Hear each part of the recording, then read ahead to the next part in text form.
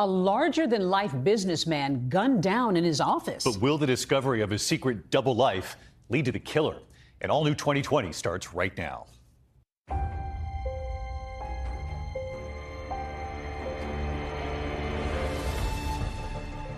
So in broad daylight, a man is shot dead in his place of business on a busy street. I knew as soon as I saw it. I knew he was gone. Just 2 blocks behind me, Bob Eidman was found robbed and murdered. Bob Eidman was shot 3 times. That 3rd shot is being an execution. I just all the way there saying, no, no, no, no, no, no, no, no, no, no, no, Bob, no, Bob. There were just floods and floods of police cars coming in and just total chaos. We're with the Major K Squad.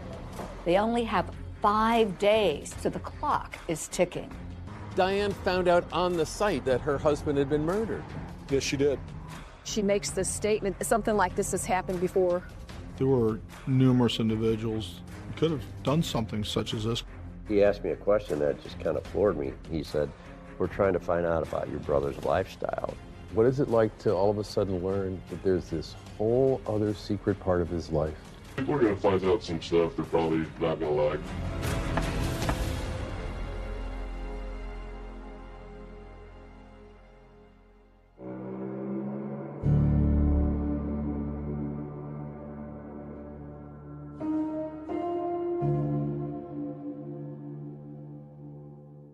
June 8th, 2007 was a typical day in St. Charles. It was a sunny day, and I was proceeding southwest here on First Capitol Drive. So it was about to break 80 degrees on this Friday morning around 11 a.m. And as Officer Dean Meyer's patrol car is making its way toward Interstate 70, a mail carrier was on her rounds too. This security video showing her dropping off mail at a strip mall grocery store, then driving her truck a few doors down to enter the office where Bob Eidman sold car insurance. Nobody heard her first scream. Our mail carrier was running up the street, and she was flailing her arms, and she was yelling for the police. Deborah Kennedy was the first person to hear those desperate cries and tried to catch up with her as the mail carrier ran into traffic on the busy road before Officer Meyer spotted her. I saw the mail carrier running up the hill with the phone in her hand. Stop, please stop. There's a man. I'm delivering the mail right now. He's lying on the floor with blood all over him. I asked what's going on, and she said Bob was laying on the floor and he had blood on his face. And she tries to investigate what's going on. She goes into Bob's office and gets the shock of her life. I went inside to see if I could help him. And when I walked in, there was plenty of blood. I watched his chest didn't move. I knew as soon as I saw it. I knew he was gone. Let me breathe for a second.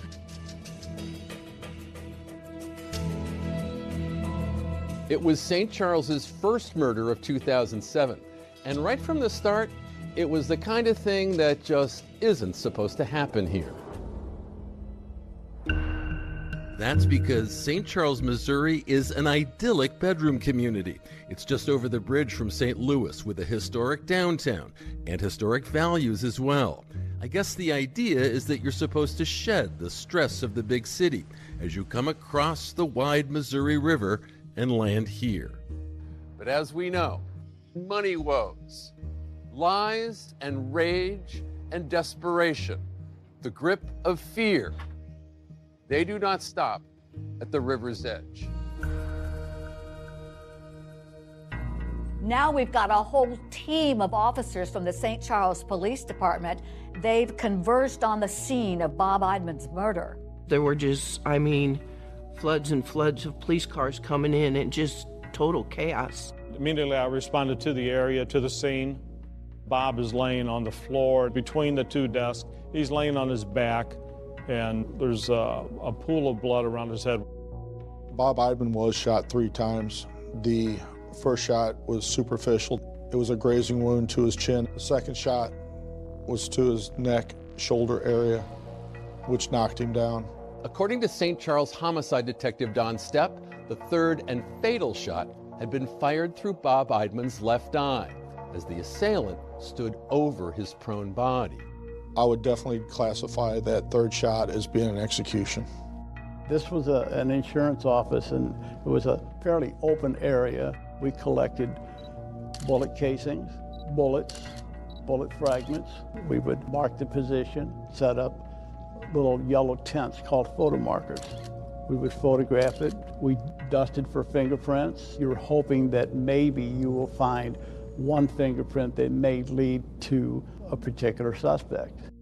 Police are seeking out anyone who might have spotted something that morning in Bob's office. With her office directly below Bob's, Deborah Kennedy didn't see anyone, but she might have heard something. I think it was probably around 10:30 or 11 o'clock. A friend of mine had come in. You know, I heard a couple noises, and we both kind of looked at each other, and then I heard a big thud on my ceiling. And we're kind of like, what the heck, is Bob doing up there? And so, being the way I am, I yelled up through the rafters, hey, Bob, keep it down. I'm trying to work down here.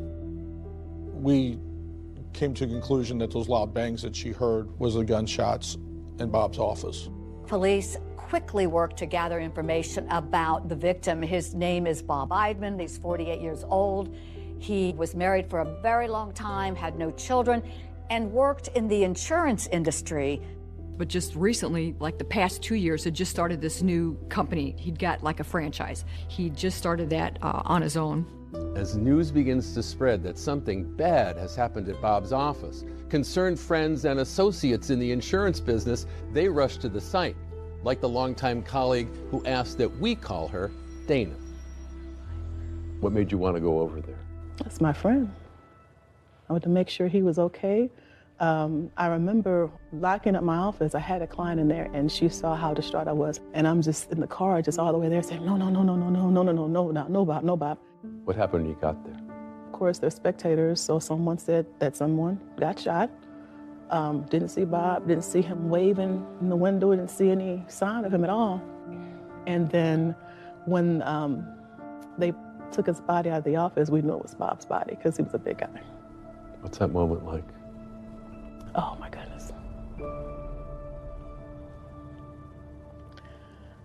It was the worst. Local reporters have arrived on the scene as well. Those reporters notice that a woman pulls up, and it turns out that she is the now widow of Robert Eidman. Her name is Diane, and Diane approaches the reporters, asking them if they know what's happening. And the reporters are saying that they feel uncomfortable telling her about her husband, so they direct her to the police. But Diane said that she hadn't heard from Bob all day, which was odd, and she kept trying to call him, and he never answered the office phone. So when she shows up and seen all the police cars, she knew something had happened, and she identified herself. Diane found out on the site, didn't she, that her husband had been murdered? Yes, she did. As investigators comb the area looking for video of any potential suspects, they happen upon this grocery store just a few doors down from Bob Eidman's office. Inside, they take note of the security camera that captured the mail carrier earlier that morning. It was right about there, pointed directly towards the front door.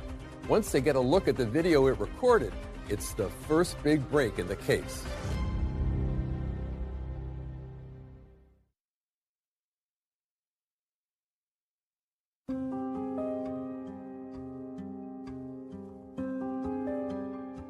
Police believe Eidman was working alone when someone walked inside his business, fatally shot him, then took off. Insurance agent Bob Eidman is dead, shot to death in his office along a busy thoroughfare near the interstate in St. Charles, Missouri. We are west of the city of St. Louis, which most people kind of relate that to the Arch. They are just separated by a river, so just hop on the bridge and you're in St. Charles. And like this town's famous Christmas tradition celebration and their lively Oktoberfest, murder comes but once a year. St. Charles averages about 1.5 homicides a year. It's a pretty peaceful community, and people look out for each other. cold-blooded murder is not something St. Charles is known for, and the local cops will probably need some help with what looks like a big investigation. So they appeal to a special group for help. A request was made to notify the Major Case Squad. And they contact other departments that are in our area, and they send detectives that assist us.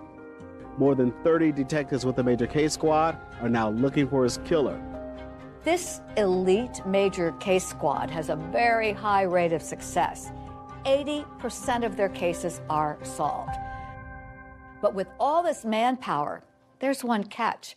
They only have 5 days to get the job done. So the clock is ticking. They're coming from all other agencies. At some point, they need to get back to theirs. The police canvassed First Capital right there in front of the shop. How you doing? Hi, what's up? We're with the Major Case Squad, and we're investigating a homicide that happened here Friday afternoon. Asking, did you notice something on June 7th? And then you can see in the distance those apartment houses. You talked to all the people who lived in those apartment houses too, didn't you? Every door was knocked on multiple times until we got contact. And could one part of Bob Eidman's line of work have put him in jeopardy? Robert Eidman's specialty in the insurance company was dealing with high-risk drivers, individuals that could not get insurance through traditional places, people that had prior traffic violations. He wasn't taking checks because apparently those had been bounced, and this is back in the day when checks were a thing. But his good friend and insurance colleague Dana, she felt Bob was taking too great a risk with the form of payment he did take. So he would accept cash against a lot of people who advised him not to take cash. Though he was known for accepting cash, he doesn't have a safe. Instead, police learned Bob would put the cash he received from clients into a far less secure place. There was a drawer in Bob's desk that was locked, and you'd have to use a screwdriver to manipulate the lock to be able to open it. When police managed to open the drawer and they checked the cash box, oh, there's money inside, about $200. There was no forced entry, but it could have absolutely been a robbery. I know one of the things they were looking for was Bob's wallet missing. And you're looking for anywhere that somebody might have thrown something, like Bob Eidman's wallet. From the top of the roof, all through the grass, ditches, sewers, everywhere. We could not find the wallet. The wallet's going to be 90% of the time in a man's back pocket. And to get that wallet out, you would have had to struggle between the wallet and the inside of the pants, which caused some friction. I recommended that we cut the pants pockets out and send them to the crime lab. We just thought maybe a sample of skin cells could be found inside Bob's pocket. When we touch something or brush up against something, some of our DNA is transferred to the other object. If they're located, those skin cells can be broken down into DNA. So you were checking for DNA everywhere else, but this was just kind of out of the blue. You just thought, well, you know, we might as well give this a try. Yes, sir. It was the first time that I'd ever heard of anybody's pants pockets getting cut out. While one team is feverishly working to gather physical evidence, another team is talking to anyone they can find, talking to family, friends, anything that will help them glean information about Bob Eidman. Bob was a big teddy bear. He was friendly, he was bubbly. He called me Wild Woman. I think it has something to do with my hair. It grew on me. Bob was a funny little guy, and I say little meaning that I think he was probably about 5'4", 5'6". If we were going to say what size personality he had, like small to large, where would you put him on the scale there, Pam? I'd say extra large. His persona was just so, hey, you guys see me? I'm here. How would you describe his relationship to authority growing up? Not good. He defied authority with regularity. He had to go to summer school every summer. In fact, my parents tried to bribe him and said, hey, if you can graduate from high school in 4 years, we'll give you a car. He's like, show me the car first. We were in high school together. Bob was pretty forward. He liked to talk to the ladies and hang out and visit. Then he met Diane, and he fell in love with her, and they were real close. I believe Diane and Bobby made a fantastic couple. I really liked Diane. She'd put Bobby in his place. Bobby say something smart, she'd say something smart right back at him. She was taller than him. I don't think it really mattered to him at all. He ended up getting some lifts, so he felt like he was as tall as his wife. Bob and Diane had been married for 20 plus years. They did not have any children. So instead, his office featured photos of the muscle cars that he loved, while under his desk, he kept a copy of the Dreamgirls CD. He finally got to be his own boss, but there were great challenges, weren't there? Yeah, he started talking like, well, the business isn't doing so good. I haven't had that many people come in. He kept saying, you know, if I don't make this in the next couple months, I'm not sure. I might go under. Yeah, I'm not sure I'm going to be able to make it. Think about all that financial stress. At least one person thinks it was taking a terrible toll. I thought he committed suicide. You thought he was so despondent that he might have taken his own life. I did. Remember that video camera in the grocery store next to Bob's, pointing toward the street in front?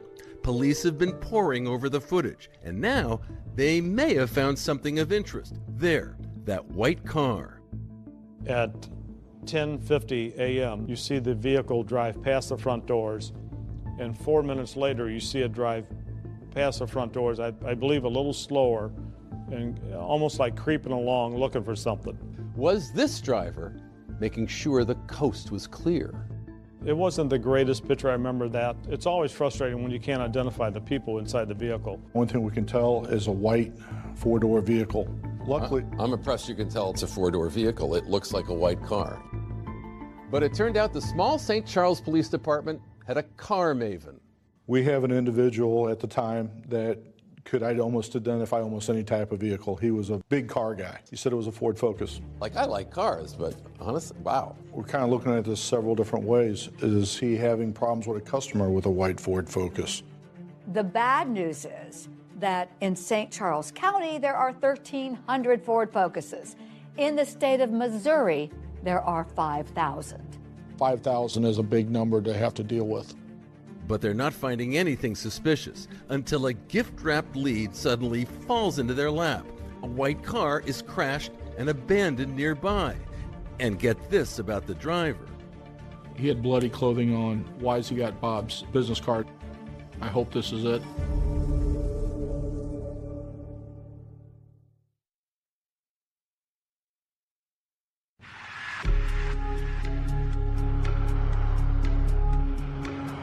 A mail carrier found Eidman's body shot several times inside his Brook Auto Insurance Agency at about 12:30 Friday afternoon. So in broad daylight, a man is shot dead in his place of business on a busy street. I'm sure it did strike fear. I don't understand why somebody would kill somebody right here. It was such a senseless killing that nobody really understood what was going on. I didn't want to go back to work the next morning. I wanted to get the heck out of Dodge. I wanted to get out of town. Police here in St. Charles, Missouri still had no motive, no witnesses, and no way to quell the rising fear of the St. Charles community. Fear and anxiety that grew even more after 3 men broke into a bowling alley, took $700, and tied up the janitor in the process. 2 men wearing masks and carrying guns rob a St. Charles bowling alley. Well, here is proof they had a gun, a bullet hole left in the office window. They busted in through the back door, shot up the office, tried to shoot open a safe. Geographically, it was just down the street from Brooks Insurance. And it was a bowling alley that we all bowled at, so at first we all thought it was tied together. So people wondered if there was a connection between the 2 robberies. And we looked at that, seeing if they were connected. And in the course of that investigation, we were able to eliminate it from being a part of this case. Police are knee-deep in Bob Eidman's murder investigation, and they come upon a really interesting scene. It's an abandoned, crashed white car. And when they track down the owner, well, there's a couple of really eye-popping pieces of information. He had bloody clothing on, and he also had one of Robert Eidman's business cards. Why does he have bloody clothing? Is it his blood? Is it Bob's blood? We have some questions we need answered. This could be it. It blew my mind, like, whoa. Travis Wade Ensley is about to blow a lot of minds at police headquarters, where leads in Bob Eidman's murder have been hard to come by. The car that I wrecked was a white four-door Saturn. Which might have looked like the car that was captured on the footage. The next thing I know, I'm at St. Charles Police Station getting questioned for murder. Police now feel that he has a lot of explaining to do. So as Travis recalls, his story goes kind of something like this. I needed new insurance on my car. My buddy's like, check this guy out, and called him up, gave me good rates. And then like a week later, I had been out, had a couple drinks. Okay. I wound up wrecking my car right by my apartment. My airbags deployed and it knocked the sense out of me, and I like staggered down the hill, like right to my apartment, didn't remember nothing. Okay. Next day I woke up, I walk out my door, my car's not there.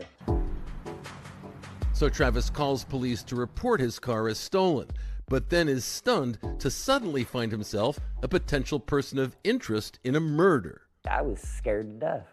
They were coming at you. Yeah, they were coming at me pretty good. Travis has what seems like a likely story about why there's blood on a shirt. He said that when he crashed his car, he got a bloody nose. Cops will check out his story, so they're not quite ready to clear him. And they went and looked into certain, my alibi and this and that. They're like, okay, yeah, he's not the guy. Now, police turn their attention closer to home, to Bob Eidman's widow, Diane. It is quite routine for police to look at the spouse of someone who's been murdered. When Bob's wife, Diane, was advised that Bob had been murdered in his office, she didn't have a great reaction. While Diane does appear to be upset in this photo, some detectives at the scene felt she was not overly emotional. I don't want to say it didn't seem like a surprise to her, but she wasn't reacting in a manner that I thought a wife would react when they found out their husband was shot. That struck me, and I'm sure several detectives, as unusual. Is she in shock? Is she in denial? Is she involved in this? Then there's Detective Stephanie Kaiser. Already a veteran sex crimes investigator, Kaiser was respected for her sensitivity and understanding with victims. That would be completely normal in a shock situation like that. There is no such thing as a one-size-fits-all when you're talking about trauma, because to be able to process that would take some time. They're moving slow, they can't think, so I make nothing of that behavior. Now Detective Kaiser is about to become the St. Charles Police Department's Diane Whisperer. Diane Eidman became my lead. Right. We were assigned to take her from, sadly, the scene. Diane wants to go to Bob's parents' home so that she can break the terrible news to them. And during that ride, Diane talks about how she is the manager of the kitchen at the local hospital, and she also offers more information about her beloved husband. She says that there was financial problems. When you say financial problems, what do you mean? I mean, they were having a tough time paying bills. According to Diane, there wasn't much cash coming in. The business itself was struggling. Detective Kaiser continues talking with Diane, and she makes a note that Diane seems incredibly forgetful. She can't remember her own Social Security number. And then the detective asks her about any existing insurance policies. She was upfront that, yes, I have a life insurance policy through work. Diane initially gave us an answer that she thought they had a couple of small policies, approximately $5,000. Not much, right? Not much. So Diane was pretty direct with me. I think she'd had a lot of questions asked of her and then just kind of tells me boldly, I did not do this. These conversations with Diane will shape and reshape the police investigation into Bob Eidman's murder. At the end of that first day, Diane sounds like every other resident of St. Charles. She is terribly afraid. It's just dawning on her, wait, I'm not safe either. I have to act and get her extra patrol, and I did. But you have to still go where the evidence leads. And no one knows yet where that evidence will lead, especially in the wake of the very first astonishing story that Diane Eidman tells Detective Kaiser, with words that will be ringing in lots of heads at police headquarters. One of the first things she says is, don't take this as a confession or anything, but this happened to my dad too. Has her father been murdered and her husband murdered as well? Has lightning struck this woman twice?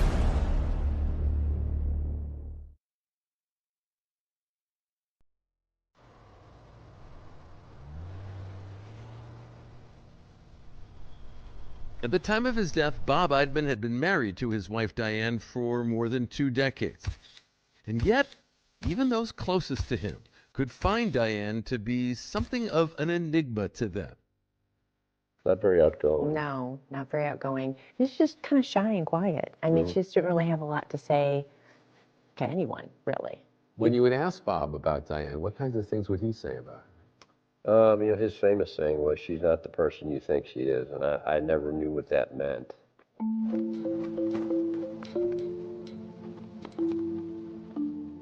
Now, Detective Kaiser was reeling from the incredible story that Diane had just told her.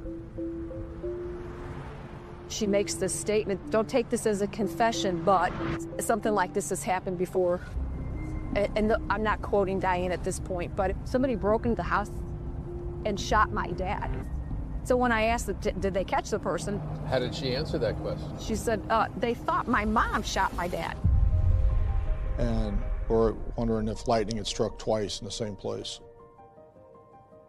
Diane Bowling Eidman, seen here on her wedding day in 1978 with her father Jerome, was just 26 years old when he was murdered inside the home he shared with his wife Lenore, Diane's mother. The murder case that made headlines in this region all began when a call came through in the wee hours on the morning of April 6, 1984. Gordon Adams was an officer with the St. Louis County PD. What went out over the radio when you heard the call? As I recall, like I say, it came out as a home invasion with someone shot. And so that's what we would consider a hot call. Well, when I arrived, it's 2:30 in the morning, maybe 2:35. So it's dark as can be. I immediately went to the door, knocked on the door, and Lenore answered. And the hair is pristine, and she's standing there in a kind of sheer nightgown. And she says, "My husband needs help. He's in the bedroom. He's been shot." What are you thinking when you're hearing this story for the first time? I mean, she didn't strike you as a woman who woke up in the middle of the night to find her husband murdered.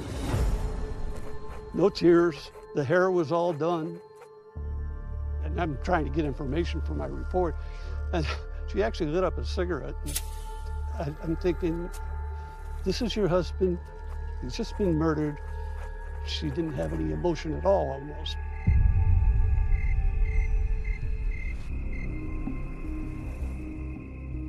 David Barron was a detective with the St. Louis County Police assigned to the case. So Lenore Bowling was asserting that an intruder had come into the house, somehow found her husband's service revolver, used that service revolver to kill him, and then left. That's what she was saying. How did that strike you as a plausible story, given your years of experience in law enforcement? It was an improbable set of circumstances. And to throw into that, the garage door was open about a foot. Okay, that garage door over there was open a foot. And the inside garage door, leading it from the garage into the house, is the only door in the house that did not have a deadbolt. Diane's mother had told police she believed she was being stalked in the days prior to the shooting by a black male driving a black car who'd been leaving notes at their home. And there was a note found at the crime scene. Well, the last note that was found at the scene said, "This is for you, Pig, for what you did to me." No, I made a canvass later on of the neighborhood. No one saw a black male in a black car dressed in all black. Lenore Bowling was charged with the murder of her husband. She pled not guilty, and while she was awaiting trial, she moved in with Bob and Diane. How did Bob feel about living with someone who was accused of shooting her husband to death? Bob was not happy about that. He was scared. Yeah, He would he go was to very- bed every he was very night and scared. say would bolt his door, lock it closed. He did not. He was afraid. He didn't want to be in the house with her.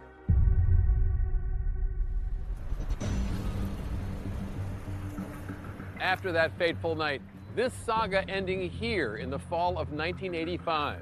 Diane Eidman's mother, Lenore Bowling, on trial for capital murder in the death of her husband, Diane's father, Jerome Bowling. Lenore Bowling found not guilty of her husband's murder. They did not believe that she did it. They believed her story.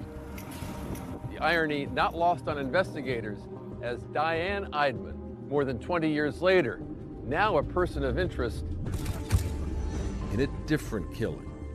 Has her father been murdered and her husband murdered as well? What a weird set of circumstances.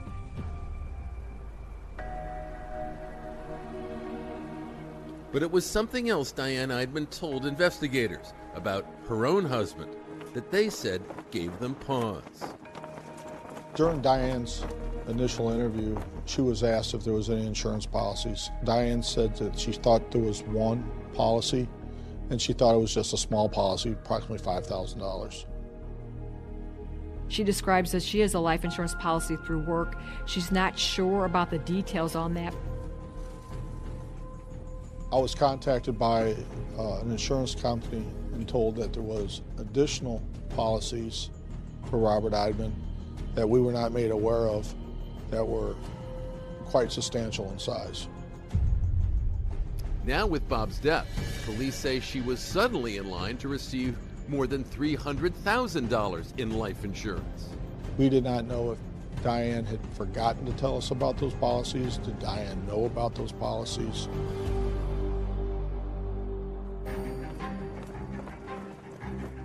And as they start looking deeper into Bob Eidman, they make a mind-blowing discovery. This man was leading a double life. And then the commander of the major case squad asked me a question that just kind of floored me. I had no idea.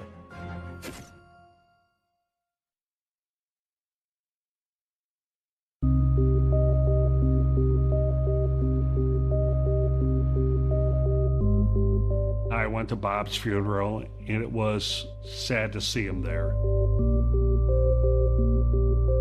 I didn't expect to go see my friend in a casket, and I felt horrible for his wife and his family. Bob's older brother by 21 months. Glenn Eidman grew up as a straight-A student, and he was a frequent target of Bob's verbal barbs. How did he feel about you being a policeman? He made fun of me a lot. He did not like that. Wasn't big on police. He got in trouble growing up. Glenn always believed that Bob was his mother's favorite. Even so, he said he was not prepared for what he says she asked him to do as they attended Bob's funeral. At his funeral, my mom, she was confined to a wheelchair. She was in very poor health. So she goes, "How could somebody do this to my boy?" I said, "Mom, I don't know. I don't know why." She goes, "Well, I want you to find those people. I want you to kill them." And I said, "That's not how this works. You know, I'm a police officer. I can't do something like that." But she was very devastated, and literally 3 months after his death, she died. She just lost her will to live. It was kind of a rough year, for sure. I went up to the funeral and seen Diane as she was broken up, but I didn't ask a lot of questions. She never really said a whole lot. She really didn't say a lot about anything. She was pretty quiet. I was just watching Diane and just grieving with her. And I noticed there was a large police presence. And I just thought that was odd for a funeral. But if they suspect the murderers to be there, then they were there for a reason. At the time of Robert Eidman's funeral, we set up surveillance and we recorded video of the attendees at the funeral, as well as obtaining the guest book. for the services. Police check out every name on the funeral registry. It takes them nowhere. Meanwhile, it's day 4 of the Major Crimes Task Force investigation.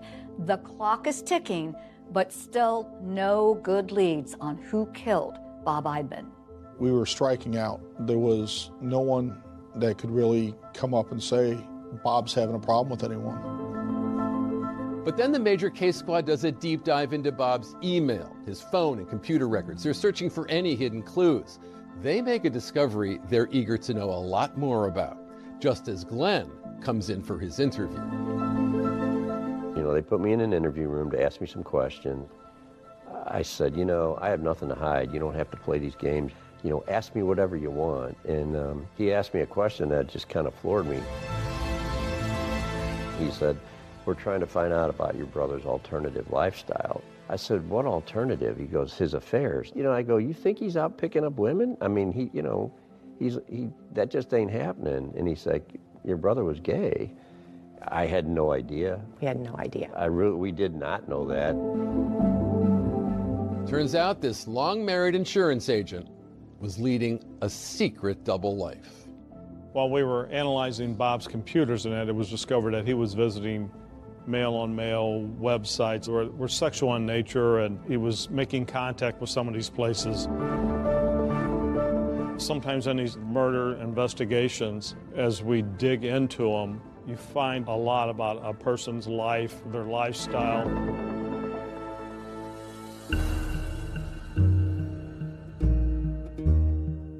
When you have a secret, what vulnerability does that give someone like Bob Eidman? Anytime somebody has a secret and somebody knows it, and you're keeping it a secret for a reason, people can use that as leverage to get their way if they want to blackmail you or extort you.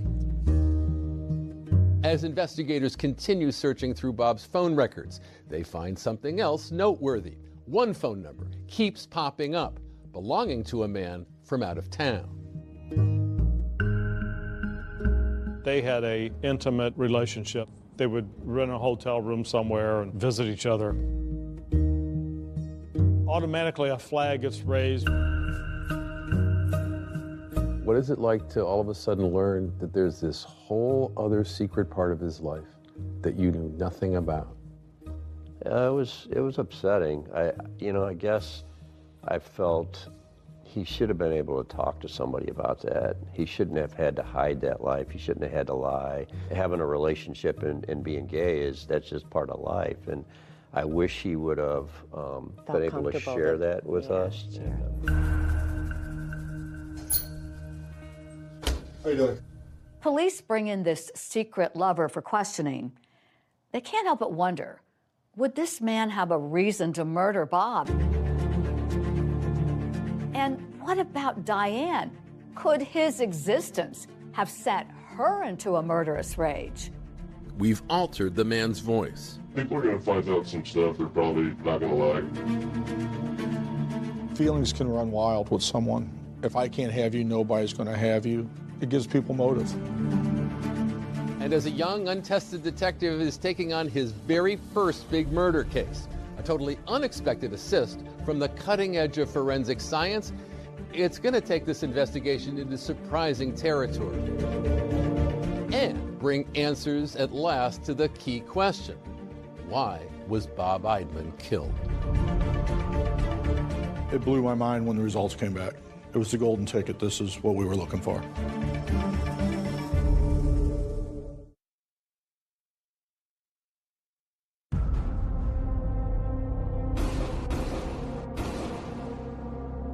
Two blocks behind me, Bob Eidman was found robbed and murdered. Diane found out on the site that her husband had been murdered. Yes, she did. She makes this statement, something like this has happened before. Somebody broke into the house and shot my dad. It absolutely crossed everybody's mind that this was kind of a copycat murder. I've told her, hey, your husband's been killed. Your marriage is about to be put under a spotlight. We discovered that Bob was having an affair. She had found out that he was having an affair with another man, and that she was very angry about that. They'd had an argument about that. Diane was asking, are you telling me my husband's gay? This is one of those bizarre cases where all the evidence seems to be pointing in one direction, then suddenly the rug is pulled out from under you, stunning everyone. I was very shocked. We cut open the pocket, swabbed the edges, hoping to get possible DNA. And the next day, State gave me the name. I was sitting in the same room with the person that shot and killed my brother.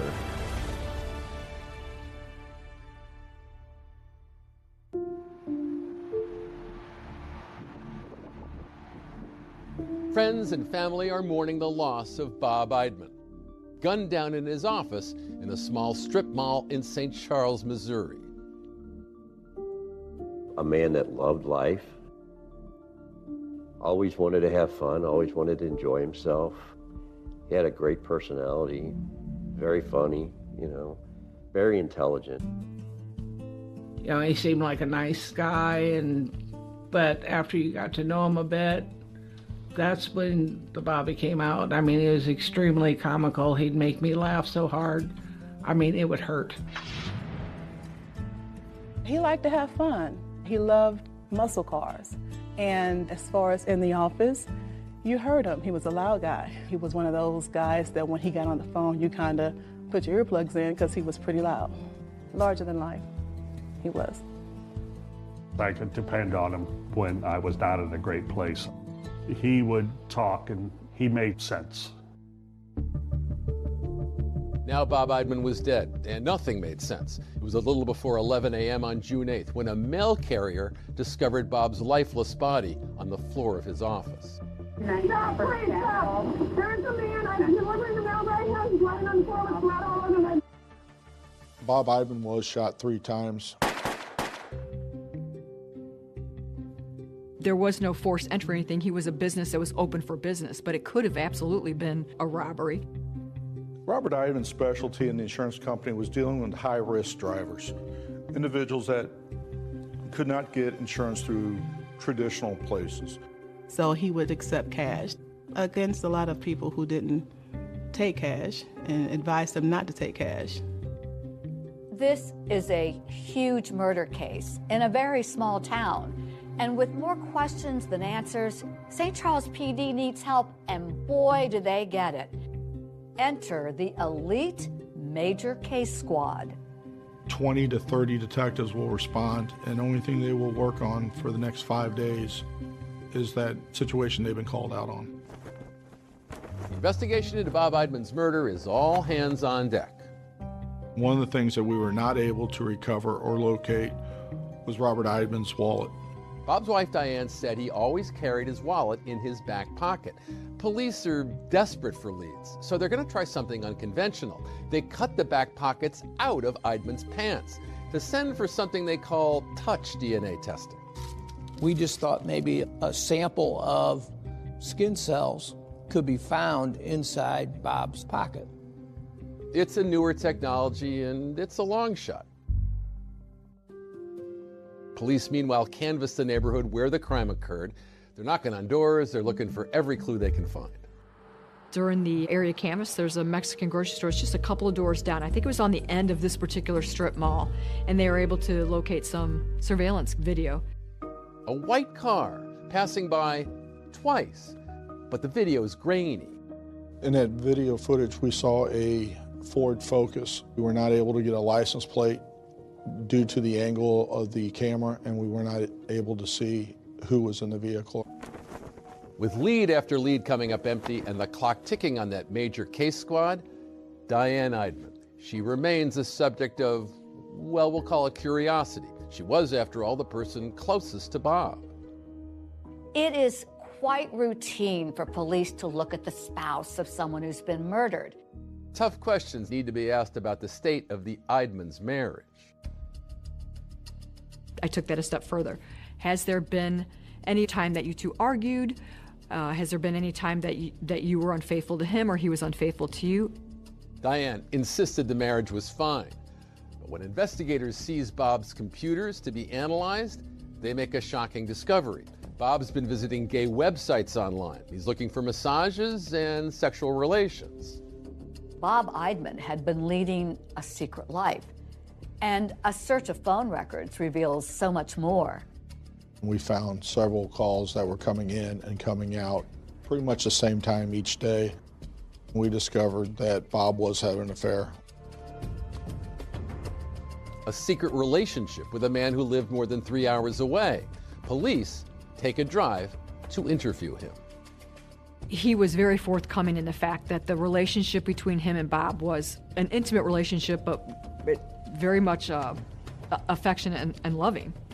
They'd hoped to be together at some point. It wasn't like a quick fling, kind of out the door kind of thing. I think that's what it was going to be. We just became good friends and just kept talking from then on.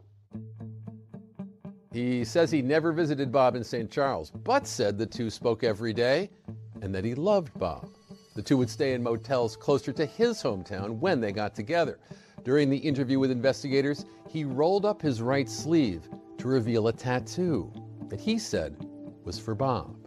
While doing the search of his home, we located a box the size of a shoebox, and it had cards from Bob. It had receipts from when they'd go to dinner or go to a hotel. He was saving it. With such tender and strong feelings for Bob, a handful of scenarios leap to the mind of law enforcement. Could it have been a jilted lover who murdered Bob Eidman? Feelings can run wild with someone. If I can't have you, nobody's going to have you. It gives people motive. In theory, a jilted lover made potential sense to investigators, but the man had an alibi. On the date of the murder, he was at work, hours away from St. Charles. He was on video, and there were numerous people who said, yes, he was here this day. This is the time he clocked in. After passing a polygraph, Bob's secret lover is cleared. But it's something he tells investigators about Diane that raises red flags. He called me. He goes, I got some bad news. I said, what? He said, she read one of my emails. He said that Friday night, he said it was a pretty bad night. Investigators are now zeroing in on Diane. How angry was she when she discovered Bob's secret life? Angry enough to commit murder? You never met her before? No. I've seen her picture. Would she be angry enough to go in and do that? I hope not.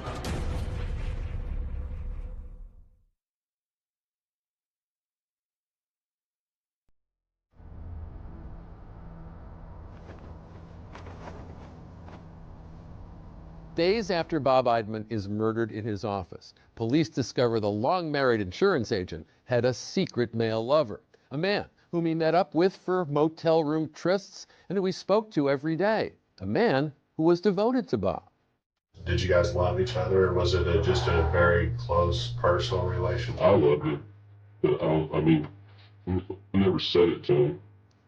The secret lover is alibied out for Bob's killing, but in a frank session with police, he says Bob told him that Diane had discovered their relationship, and he says that Bob had told him Diane's reaction had led to a full-blown argument between the two. He said that, she said who's and, so this is, I think he said this is just, a fantasy deal or what have you. It's what Bob said. She asked him if we were sleeping together, and he said no. He said it was pretty rough that night, that Friday night. It was up to Detective Stephanie Kaiser, the Diane Whisperer, to broach the delicate subject with Bob's widow while interviewing her at the Eidman's home. Kaiser said Diane told her that she'd learned of her husband's relationship with the man after discovering an email between the two, that Bob denied having an affair, but it was the tone of that email which had deeply hurt her feelings. She describes it as he's telling him intimate things that he hasn't told me. She's telling me I felt hurt because he wasn't speaking to me that way. So they're married. What do you think she meant when she said that? What kinds of things were they saying to each other? I didn't ask the specifics, but I'm just talking to her about it. Did this happen? Could this be a motive? In Detective Kaiser's account, Diane seemed to be struggling a little bit with the nature of her husband's relationship to the man, or what they did during their time together.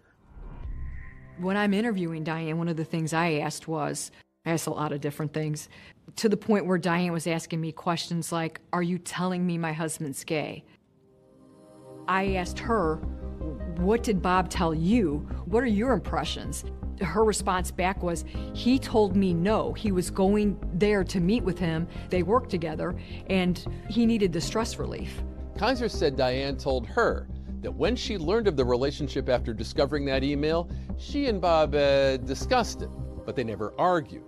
I'm telling Diane, Detective Stepp and Detective Grove are talking to him now. He's saying you guys had a loud, angry argument. She said, I don't know that it was loud and angry. Well, that's what he's saying. You know, Diane, what say you? She said, I told him it was over. I told him he was going to end that friendship.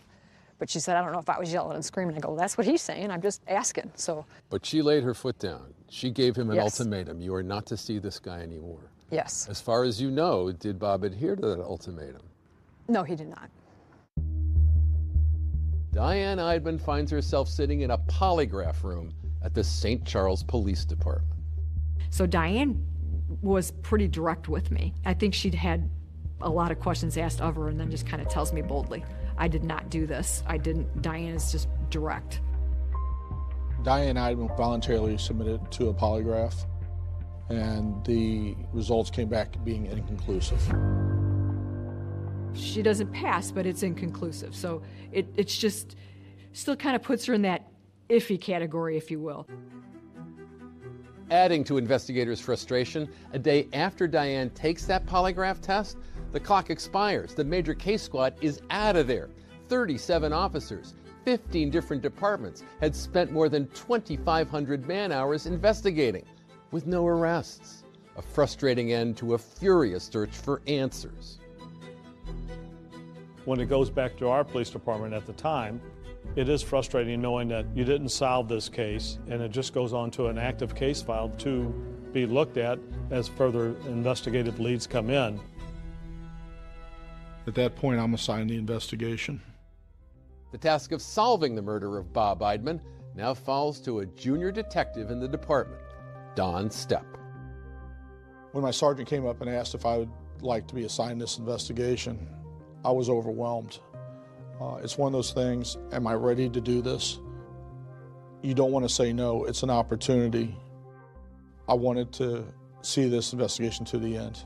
Don had contacted me and said, I'm starting from scratch. I'm going to take this entire investigation. I'm going to do everything over again. What did that feel like to hear? Well, it was refreshing to, I just felt like there wasn't a lot there. In 2007, I had only been a detective for 4 years. I was the young guy in the squad. I had got promoted and I was a police chief at the time, and I didn't want him to feel like there was pressure on him. But he met with me a couple times, and the one time that really struck home is he said, hey, you're like family, and I am going to solve this. What motivates me to keep going on this investigation is there's someone or someones who had killed Bob Eidman. Bob Eidman needs someone to stand in his corner. Detective Stepp continues to immerse himself in the details of the case. It had been over a year since Bob Eidman was murdered, when Stepp is at the airport in St. Louis and he spots Diane. I was off duty, and then I was picking up a family member at the airport, and Diane was walking my direction. Despite the time that had passed, Diane had never fallen off of Stepp's radar. Diane Eidman knows that you're keeping a close eye on her, doesn't she? Yes, sir, she does. How would you characterize the look on her face when she saw you? Shock. I believe at that point she thought she was going to be arrested. But the surprise of a chance encounter pales in comparison to the shock investigators get when they receive a call from the crime lab. Remember that pocket police cut out of Bob Eidman's pants to send for DNA analysis? It blew my mind when the results came back. It was the golden ticket. This is what we were looking for.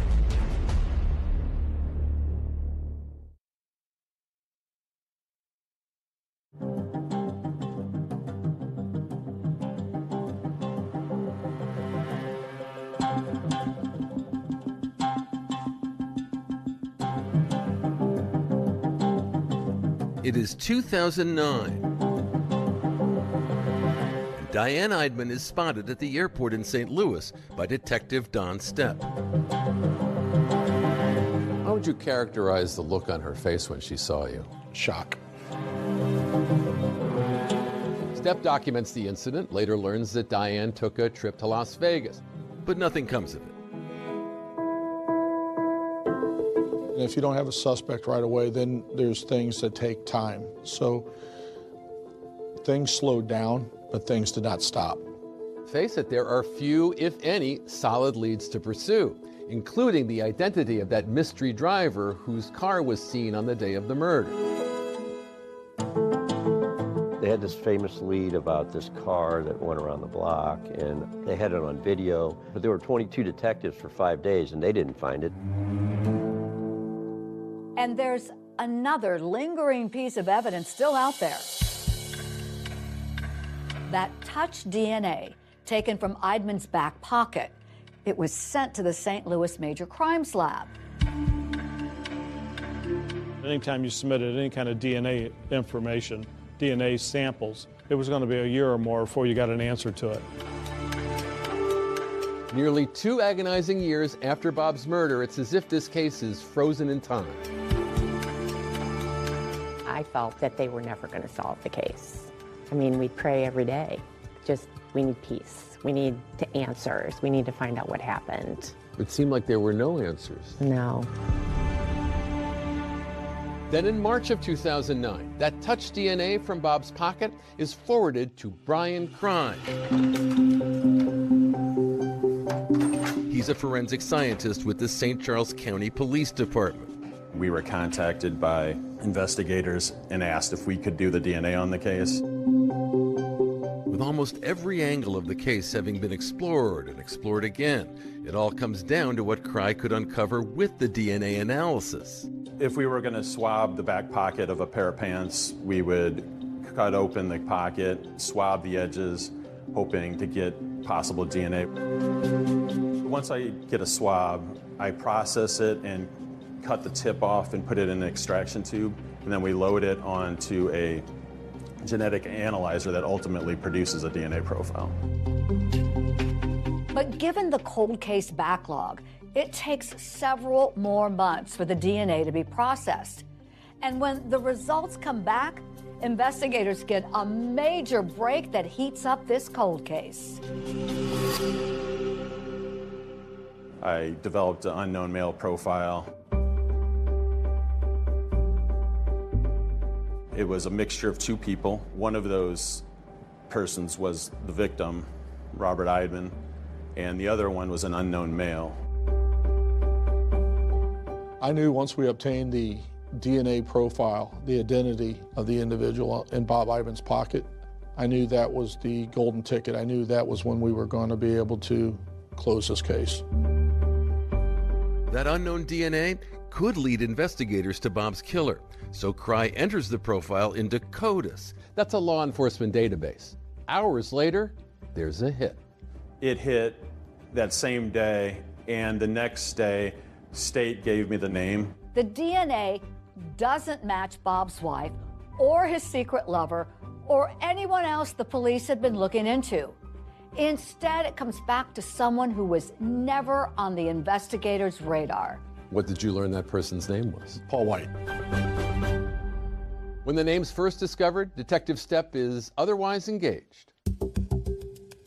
I was on a traffic detail directing traffic. Did you just want to run up and down the street and tell people we've got our guy? I was very shocked. My mind was not on directing traffic at that time. What did you do then? I started researching Paul White. Turns out Paul White was no stranger to law enforcement, having served 15 years in prison for robbery. When they got the DNA match, Don had contacted me and said, I'm going to solve this. And I truly believed him. I got to give him a lot of credit. You know, he did a lot of old-fashioned work. This new lead poses even more questions for investigators. Could Diane have hired Paul White to kill Bob, or had White acted alone? When the DNA came in, that didn't seem to exclude her either. The idea being maybe she had hired somebody. Yes, I mean, it was worked all the way through. You now have Paul White's DNA on Robert Eidman's pocket at the time of his murder, right? Yes, sir. So I assume you want to talk to Paul White.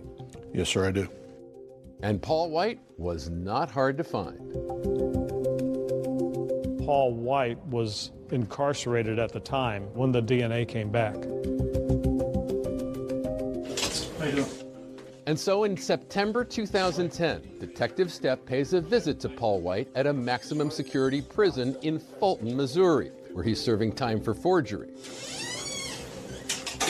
Do you have any idea why we're here? I wanted him to know right off the bat that we knew he was there. Does this guy look familiar? Never seen him before. I wanted the truth. I wanted to get a confession from Paul. I've got your DNA in his back pocket.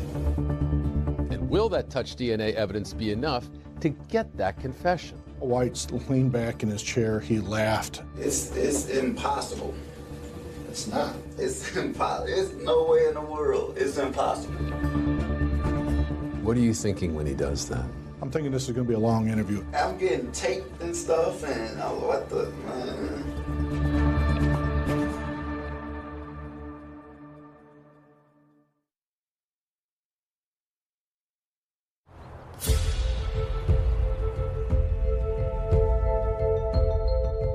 More than 2 years after Bob Eidman was robbed and murdered in his own insurance office, test results on trace DNA taken from his back pocket are in, and there's a match. That individual was in the Department of Corrections in Missouri. What did you learn that person's name was? Paul White.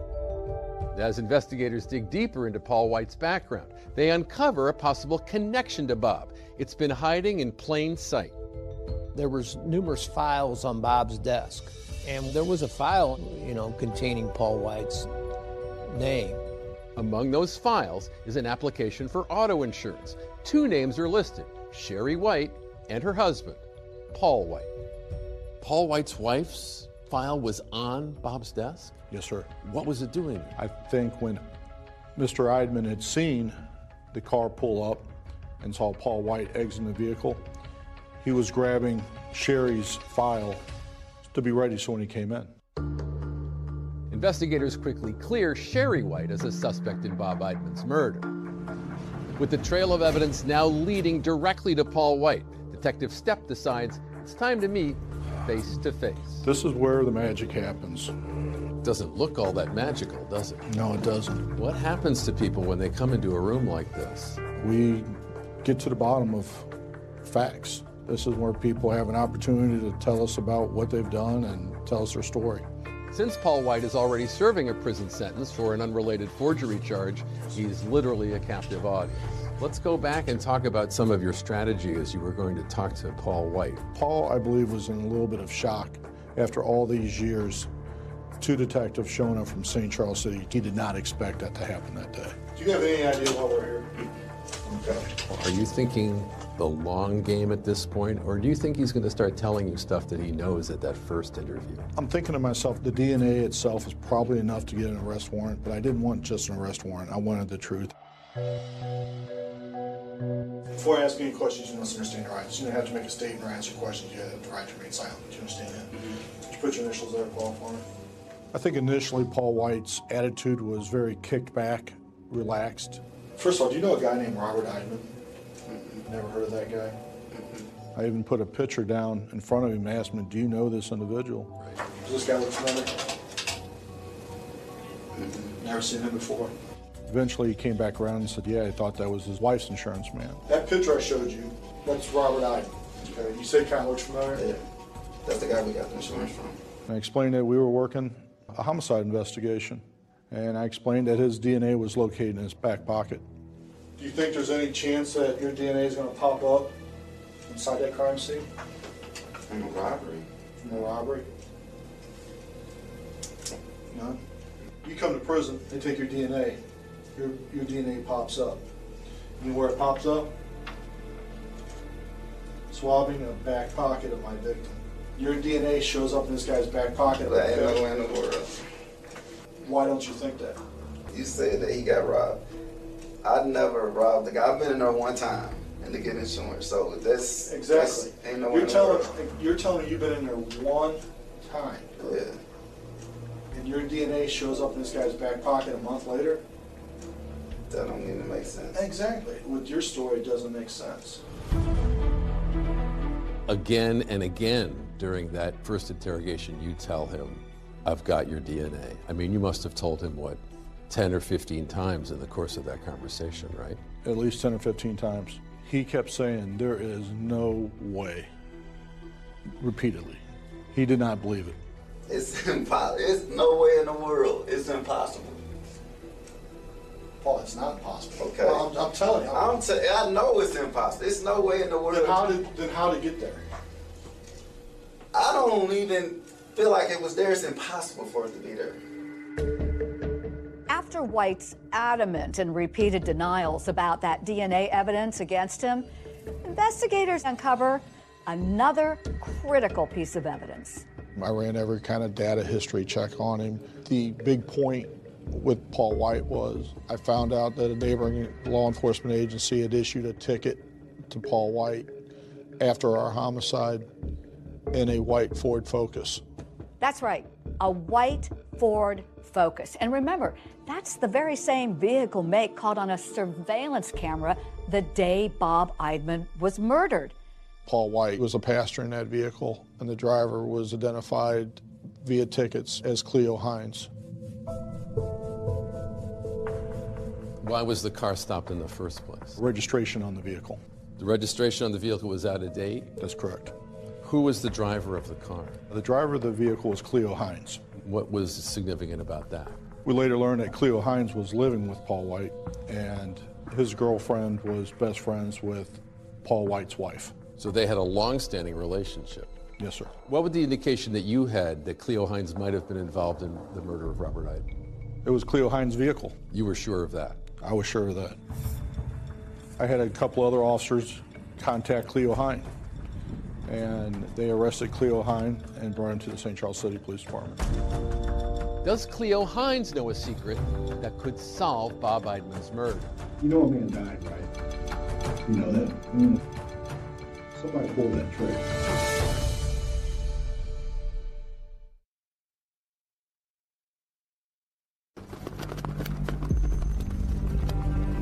After several years of lead after lead turning cold, the investigation into Bob Eidman's murder is now heating up as lead detective Don Stepp zeroes in on a new suspect, a man named Cleo Hines. I was going to take the same approach with Cleo Hines as I did with Paul White. Are you the hardened criminal, or are you a guy that made a mistake? Let's talk about the robbery. I know all about it. I told him we had a positive idea of his vehicle. We had a positive idea of a Focus, a white four-door Focus. You know your vehicle's on video? Do you know that? You know that Mexican grocery store? There's a video camera inside. So I seen you pull in. Now, you didn't just pull around once, did you? No, like twice. You pulled around twice, and that's on camera. Yeah. Then you pulled up. He knew he owned a white four-door Focus. He knew he was involved in this. There was no way that he could fight that. Unlike Paul White, Hines immediately starts talking, saying White approached him the day of the murder. He got a gun in his hand. Okay. He wakes me up out of my sleep, into my head. He told you he was going to do a robbery? I basically already knew that because of the gun. Okay. And how he was acting. I mean, he didn't have no money. It took a very short time, and Cleo just started talking and talking and talking. What kind of handgun do you think it was? It looked kind of like a 9mm Glock. A 9mm Glock, the same type of handgun investigators determined was used to murder Bob Eidman. But the question is, who pulled the trigger? Somebody pulled that trigger. Yeah. Okay. It wasn't me, it was him. Okay. And Cleo wanted to give his side of the story to defend himself against whatever Paul might say he did. I told him too much to drop him. I'm outside. He goes and 5 minutes later he comes back out. Did gloves on? Paul. Yeah.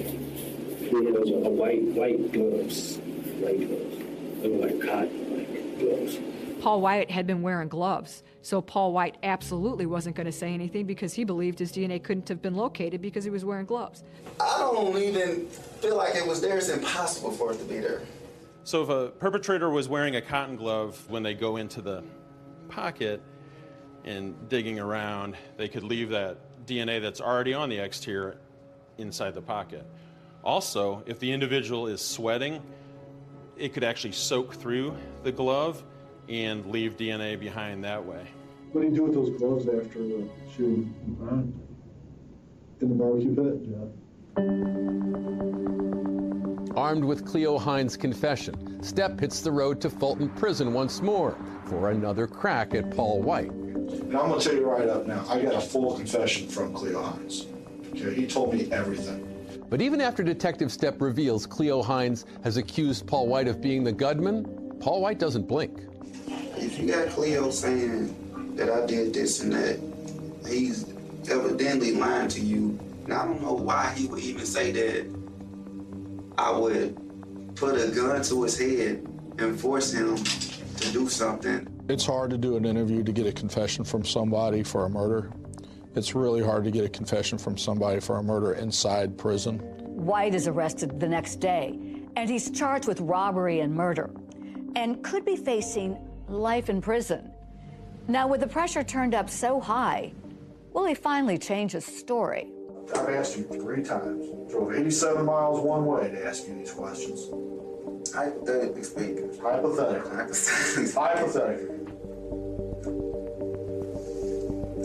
If I say I was there, you know what I mean, and I saw everything that happened, you know what I mean, and it's like, that just makes me as guilty. You know, I still get a murder charge, but I didn't kill him. I didn't pull the trigger. Finally, the dam breaks. Paul White starts talking. I said, I think he got some cash in there, you know what I mean? So I said, well, you can go in and rob him, but I said, he probably know who I am, so we're gonna have to get some match. We already had those gloves, those cotton gloves that you were talking about. And then we went up to Walmart, and they had those little type ski masks. Paul White describes a chilling scene of a panicked Bob Eidman trying to comply with his assailant's demands for money with that notoriously sticky desk drawer, you know, where Bob kept his money, instead of in a safe. And then he started shaking it, like, to his drawer and couldn't get the drawer open. And I was like, man, just give me your wallet. And so I reached in his pocket and grabbed the wallet. And Cleo was like, man, no, there's more money there. There was a lot of finger pointing at each other, trying to point the blame to someone else. Cleo Hines told police he never even got out of the car at Bob Eidman's office. But Paul White wants police to believe that it was always Hines who had fired the bullets that killed Bob Eidman. We shot him once. He was like, man, where the rest of the money? Where the rest of the money? And he was like, man, there is no other money. There is no other money. And he shot him again. And I'm like, man, what the you doing? I said, man, is he dead? He was like, I don't know. Shot him again. So I'm like, man, we gotta get rid of this gun. You know what I'm saying? I took it and threw it off the bridge.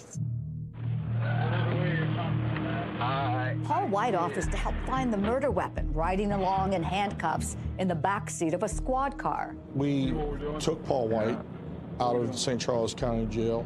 Going to find the weapon. And had him point out the area where he got rid of the gun. I would say, like, right in here.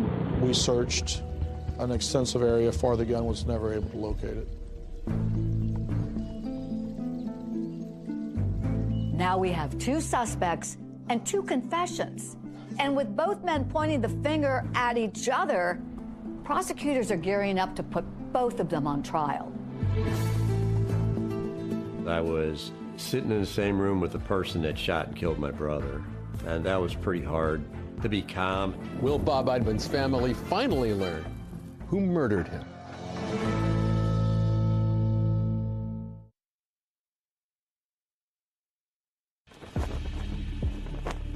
At the climax of a more than 3-year investigation that at one point involved 37 officers, cops finally learned the details of what was stolen the day of Bob Eidman's murder. How much money was in the wallet? wasn't nothing but like $300. So, how much you Like get? 150 apiece. 150 apiece. Paul White and Cleo both advised they went to the casino after the homicide and lost the $300 almost immediately. He went to the casino because that's what he did with life. He lost the money. Yeah, basically did for nothing. Right. It's hard to think about a man's life being taken for $300. He didn't deserve what he got. He was running a business, trying to make a living, and somebody felt that what he had, they needed too. And so they took it from him. They could have taken his money and left. They didn't have to kill him. As far as any connection between the two men accused of killing Bob Eidman and Bob's widow, Diane, Paul White revealed to investigators that he didn't even know who she was. Do you know a woman named Diane? No. You don't know a woman named Diane Eidman? No. With Paul White and Cleo Hines now both charged with Bob Eidman's murder, it now falls to Detective Stepp to break the news to Diane Eidman, who had long been in his crosshairs. I met Diane at her place of employment, and I said, Diane, this is over. We have the individuals, and we have the charges on them for killing your husband. Was she angry at you? I don't believe she was angry at me. There was a lot of stress that just came off Diane. You could almost see it leaving her body as she was shaking and crying. She was very happy that this was over. Here, some 5 years after Bob Eidman's murder, Paul White and Cleo Hines are set to stand trial in this courthouse. 2 trials, 2 defendants, with 2 totally different accounts of the crime.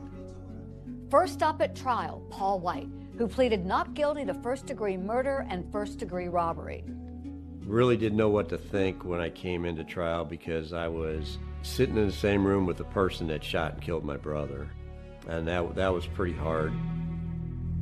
The trial for Paul White lasted 3 days, which is actually very short for a murder trial in this county. The trial was swift, and so were the deliberations. The jury needed just 2.5 hours before delivering a verdict. Paul White, guilty of murder and robbery in the first degree. As for Cleo Hines, he decided not to put his fate in the hands of a jury. Before his trial, he entered what's known as an Alford plea. An Alford plea is a plea in the state of Missouri where an individual will not say, I did it, but there's enough evidence to say I did it. With that plea, Hines is convicted of a lesser crime than White, second-degree murder and first-degree robbery. He received 2 life terms, but while Hines' sentence offers the possibility of parole, Paul White will never again see the light of day outside a prison. Paul White was sentenced to life without parole in the Missouri Department of Corrections. The investigation into Bob Eidman's murder had cast a shadow of suspicion on his widow, Diane. Now she stood in court and gave her own account of all she had lost. Were you there for Diane's victim impact statement? Yes, we were. She said, I'm going to be alone for the rest of my life. You took my best friend. You took my husband away from me. She told the court this in part. I looked over my shoulder for 5 years afraid, never knowing if the people who killed Bob were coming after me, or did the police really believe that I killed my husband? I do feel like the system worked. The killers were caught. Science prevailed and overwhelmingly provided evidence that got them a conviction.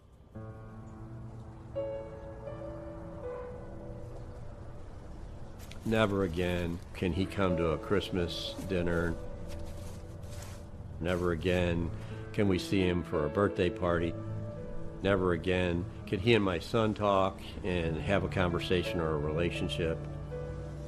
He just loved life. I mean, he was always happy and making jokes, making light of things all the time. We talk about him all the time. It's not like he's gone. He's still here with us.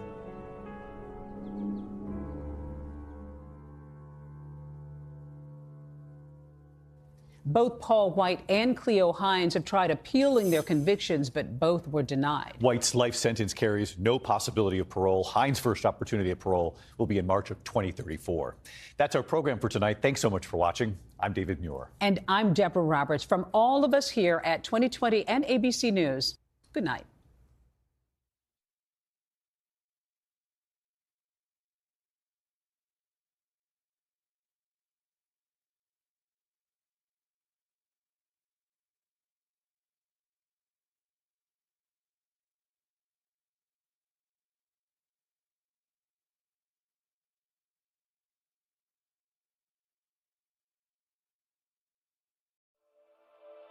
An all-new 2020 starts right now.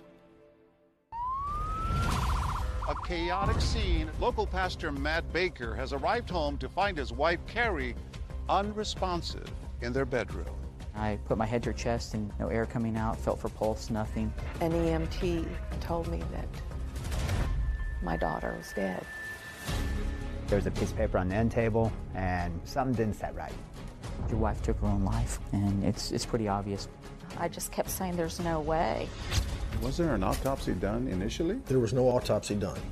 We don't think Carrie killed herself. We know she didn't. Your assignment for today? We're investigating. We did. It was nonstop all the time. I would go, "Good morning, angels." Carly's Angels of Waco. They were this group of strong women who were not going to just let this go. You're presented with a crime scene that's not really a crime scene, right? Things aren't adding up. I have to know the truth. What are you talking about? Murder?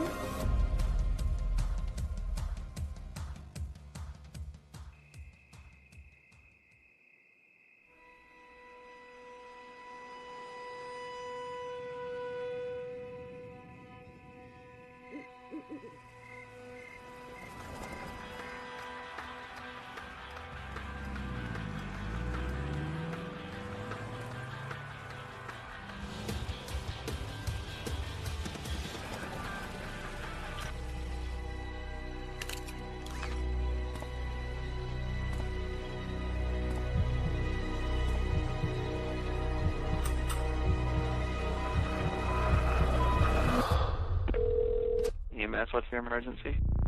My wife is laying in the bed. Her lips are blue, hands are cold.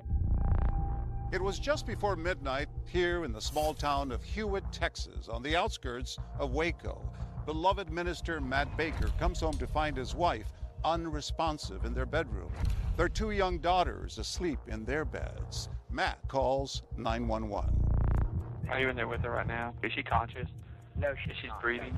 Did you see what happened to her? No, I do not know. The ambulance is on the way, okay? Are you right beside her right now? Yes. Matt had been beside his wife, Carrie, since they met at a Baptist summer camp and fell in love. I was the assistant director and she was one of the camp counselors. And from day one, we kind of hit it off. Carrie fell head over heels. She told the family that she'd met a good Christian boy and she'd fallen in love. Her faith was the core of who she was. And so it was very important to her that she found someone whose faith was aligned with hers. Matt grew up in Kerrville. He too came from a very religious family. Carrie, she was always the bubbly little blonde and just loved life. People were drawn to Carrie. She was so funny. And when Carrie laughed, she laughed with her whole body. Everyone in the room just could feel her because she was just so free-spirited. I don't think there was ever a question Carrie was right or not right for me. It was we moved fast. We met in May and married in August. We tried to talk Carrie into waiting a little longer, and she really did not want to.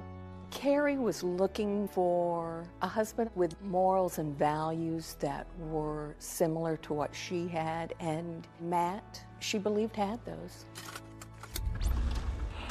That you may fear the Lord your God, to keep all his statutes and his commandments, which I command you. She was marrying a Baptist minister. How good is that? You couldn't pick a better guy than Matt Baker. Can you say Merry Christmas? No, here, take your pacifier out. Say Christmas. Can you give a kiss? The kids came quickly.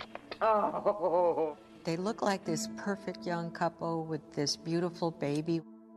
Carrie wanted children. She always had, and she was a wonderful mother. She feels so pink. And then Cassidy came. It looked to the outside world like everything was just coming together for the Bakers.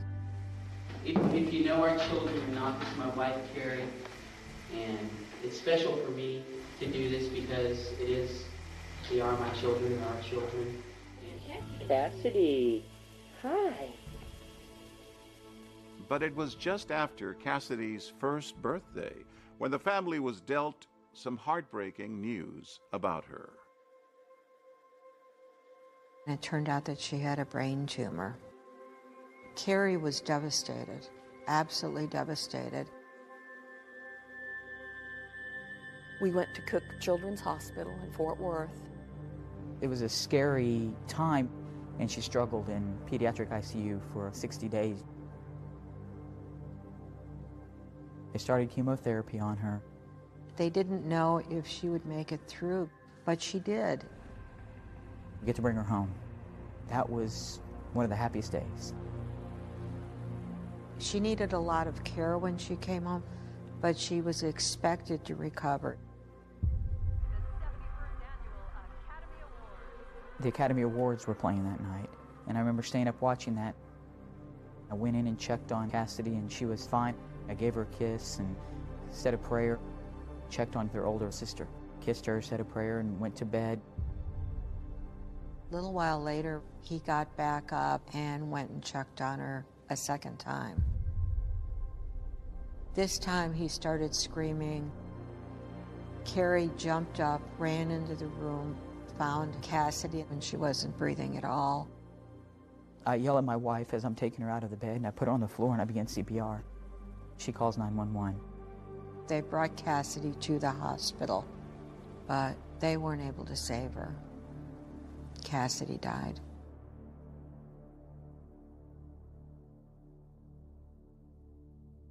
I know we dealt with it differently. We would have discussions about it and pray about it.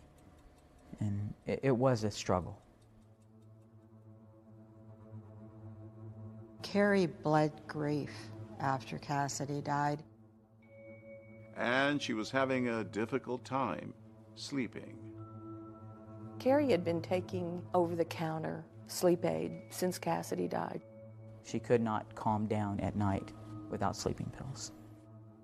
She started writing journals, and she just poured out incredible sorrow. She thought she saw Cassidy wherever she went. It was horrible. What helped Carrie, in addition to her faith and her family, was she saw a grief counselor for a year. She talked and talked things through.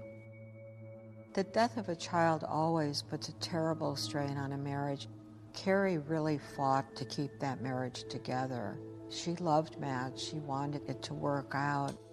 I just told Carrie that men and women often grieve in different ways. In time, the Bakers and their daughter tried to move ahead with their lives. It was a year and a half after Cassidy's death. Carrie found out that she was pregnant. Carrie said that the baby was coming by the grace of God. There was definitely a fear in my wife that I had not seen before. A fear of what if. I lost one, what if we lose another one? I can't handle that. She loved her girls, and she was so strong for them. Cassidy's life was cut short, but she had them. The four of them looked like this perfect little family. You would think, oh, look, they just have it all. EMS, what's your emergency? Almost exactly 7 years after the death of her daughter Cassidy, Carrie is now seemingly lifeless on their bedroom floor while her husband works to save her. Do compressions first, okay? Just keep doing compression.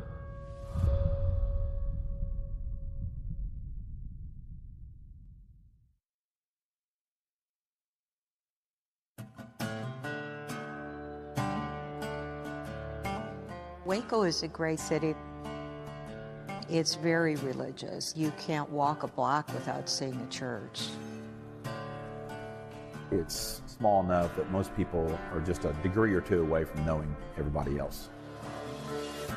Hewitt, Texas is a suburb of Waco. Back then, maybe 12,000 people. They have their own city, government, police. And when Carrie and Matt moved in, they quickly became part of the community.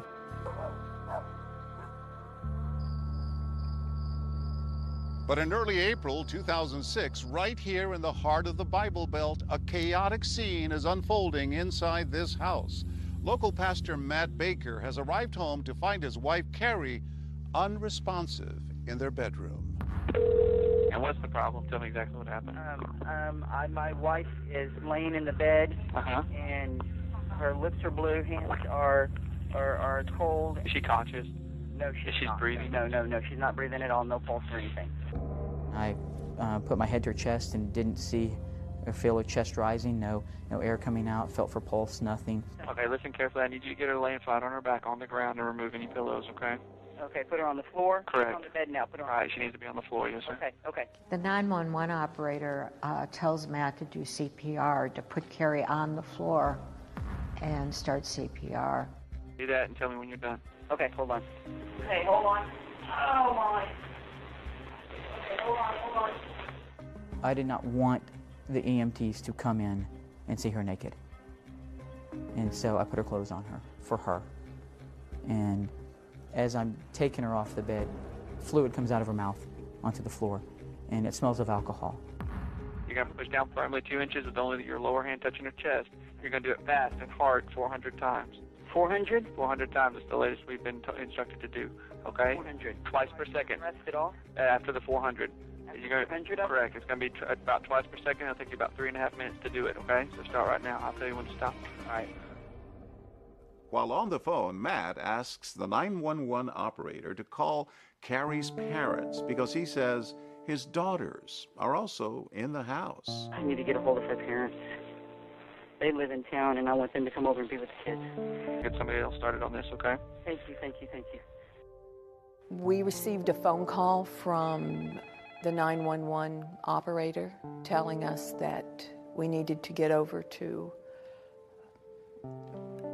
my daughter's house, that there had been an accident. We needed to get over there immediately.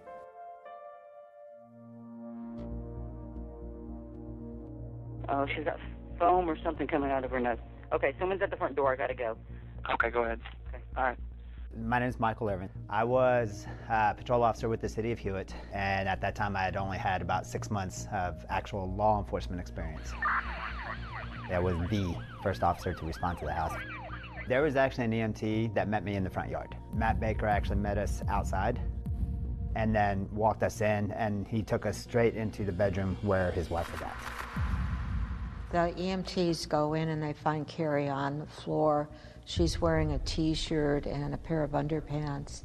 And they come in, and I step away and let them start working. There was a glass there that was actually still cold, if I remember correctly, which led into his account of what happened that night. It'd been a typical Friday night that Matt says started with him and Carrie sharing a drink before heading to the local Y. And we had a wine cooler that I'd purchased, and so she drank one, I drank one. We take our oldest daughter to swim practice that night. On the way, my wife started saying her stomach was hurting her. She just felt nauseated, wasn't feeling very good. After the family returns home, Matt says Carrie still wasn't feeling well, and after taking a bath, she heads to bed while he starts the bedtime rituals with her daughters. It's a Friday night, so they could stay up later. They could stay up till 10 o'clock watching TV. Came back, laid down with my wife. She's still in bed, half asleep, and she wants another drink. She has a drink, I have one too. She goes to sleep, wakes up at about 11 o'clock, and asks me to go get a movie. And I was like, it's 11 o'clock. She goes, well, go get this movie for me and gas up, because we have a busy day tomorrow. He left to go get a movie. While he was gone, he came back and he discovered that he couldn't get back in.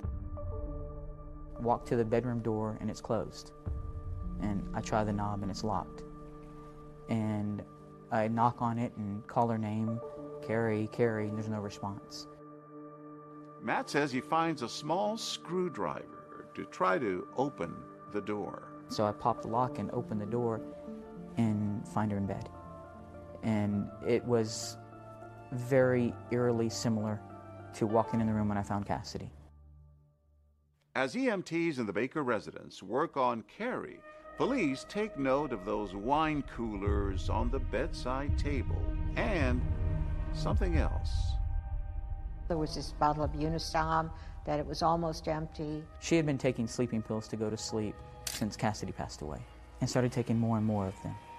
And we had discussions that you've got to stop doing this. This is too many. This can be dangerous.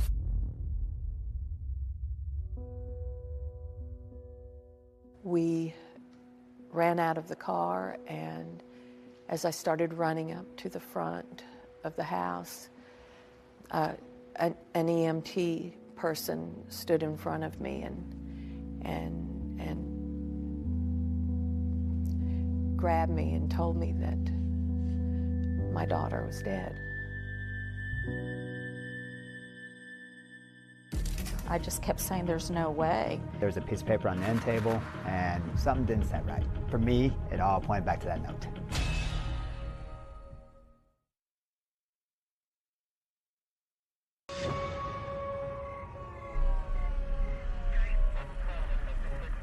A frenzied scene has been unfolding in the middle of the night at the Baker's home. Matt Baker's wife is dead, and there's a note. On the bedside table, there's a suicide note. That was the first time that the word suicide entered my mind. I had no idea at that moment what had happened. In the note, there was reference to Cassidy. Matt explained to me that Cassidy was their daughter. And it's a very difficult time for Carrie because of the anniversary of Cassidy passing away. The first person I remember showing up after me, I explained all the things that Matt had showed me, and I took a step back. In Texas, in small counties where they don't have medical examiners, the justices of the peace decide what happens when there's an unexplained or a sudden death. I do remember in that phone call, it was Judge Martin. They told him they had a suicide note and they had alcohol and that they had pills. And Billy Martin did not order an autopsy. It was classified as a suicide based on the preliminary investigation and what they saw at the scene. Police involvement at that point is done. Carrie Baker's family and her church community are shocked by her suicide. I hurt for her. I hurt that someone hurt enough that they made that choice. We're just trying to put one foot in front of the other and get through this. This is...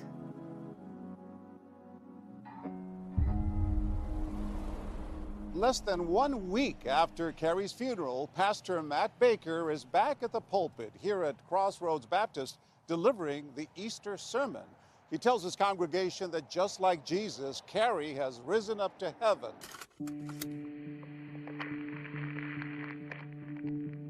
There was always the desire in her to be with a daughter that was in heaven now. And she did voice that several times, that Cassidy needed her, she needed Cassidy. This was my wife's Bible that she carried for years. Matt had given her a Bible years earlier, and she started writing her feelings in the margins. She says, I want to go with Cassidy. She could never let go of Cassidy. It was such a strong hold on her. The week Carrie died, she had a session with her grief counselor and also saw a doctor who prescribed her medication. The next day she ripped up the prescription. She wouldn't fill it. After finding out Carrie died, I had talked to my sister Kay. I just kept saying there's no way. Carrie would never take her own life. And then that's when she told me about a visit she got from Joanne. Joanne Bristol is Carrie's grief counselor and also friends with Carrie's aunt, Kay Bailey. She had had a session with Carrie earlier that week. She had shared with me what Carrie had shared with her, that Carrie found some crushed pills in Matt's briefcase. Joanne Bristol also shared that detail and others with police in the days following Carrie's death.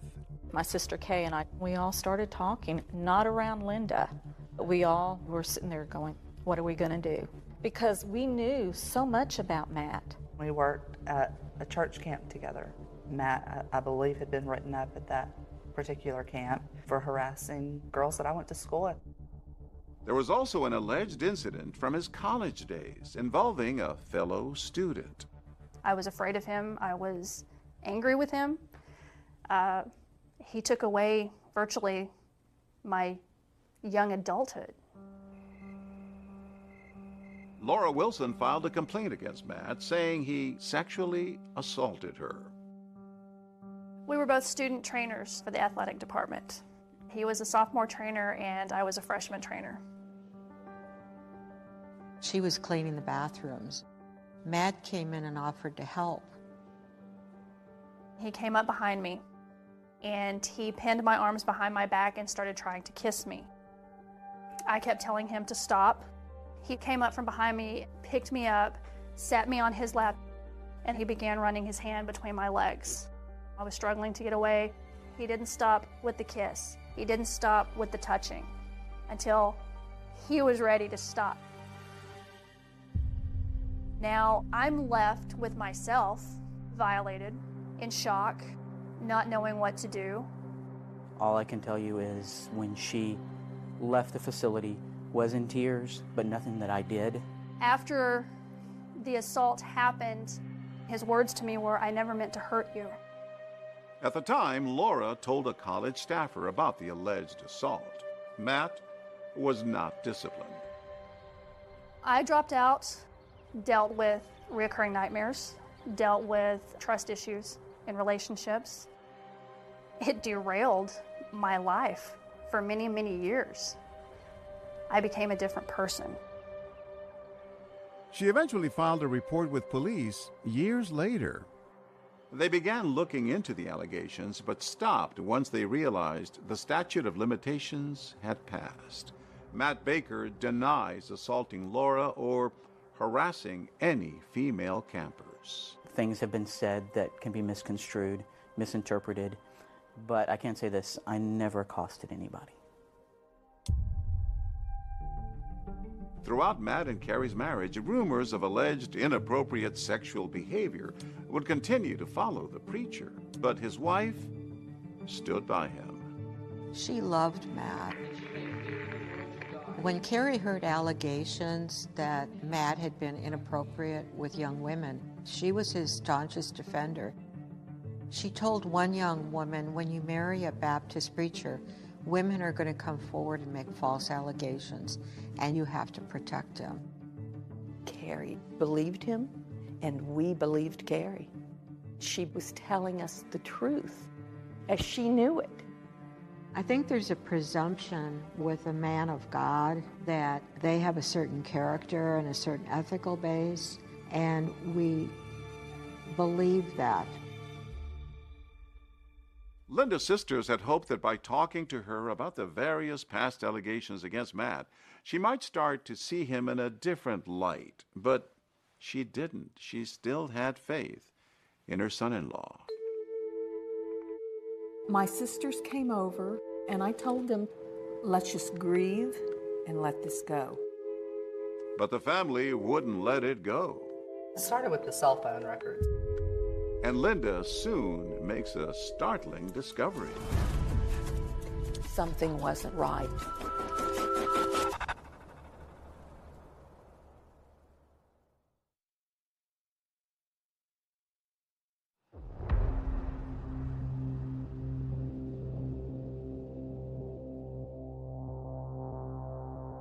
Over the years, since her daughter Cassidy's death, Carrie Baker was in and out of counseling, dealing with her grief, especially around the time of year when Cassidy died.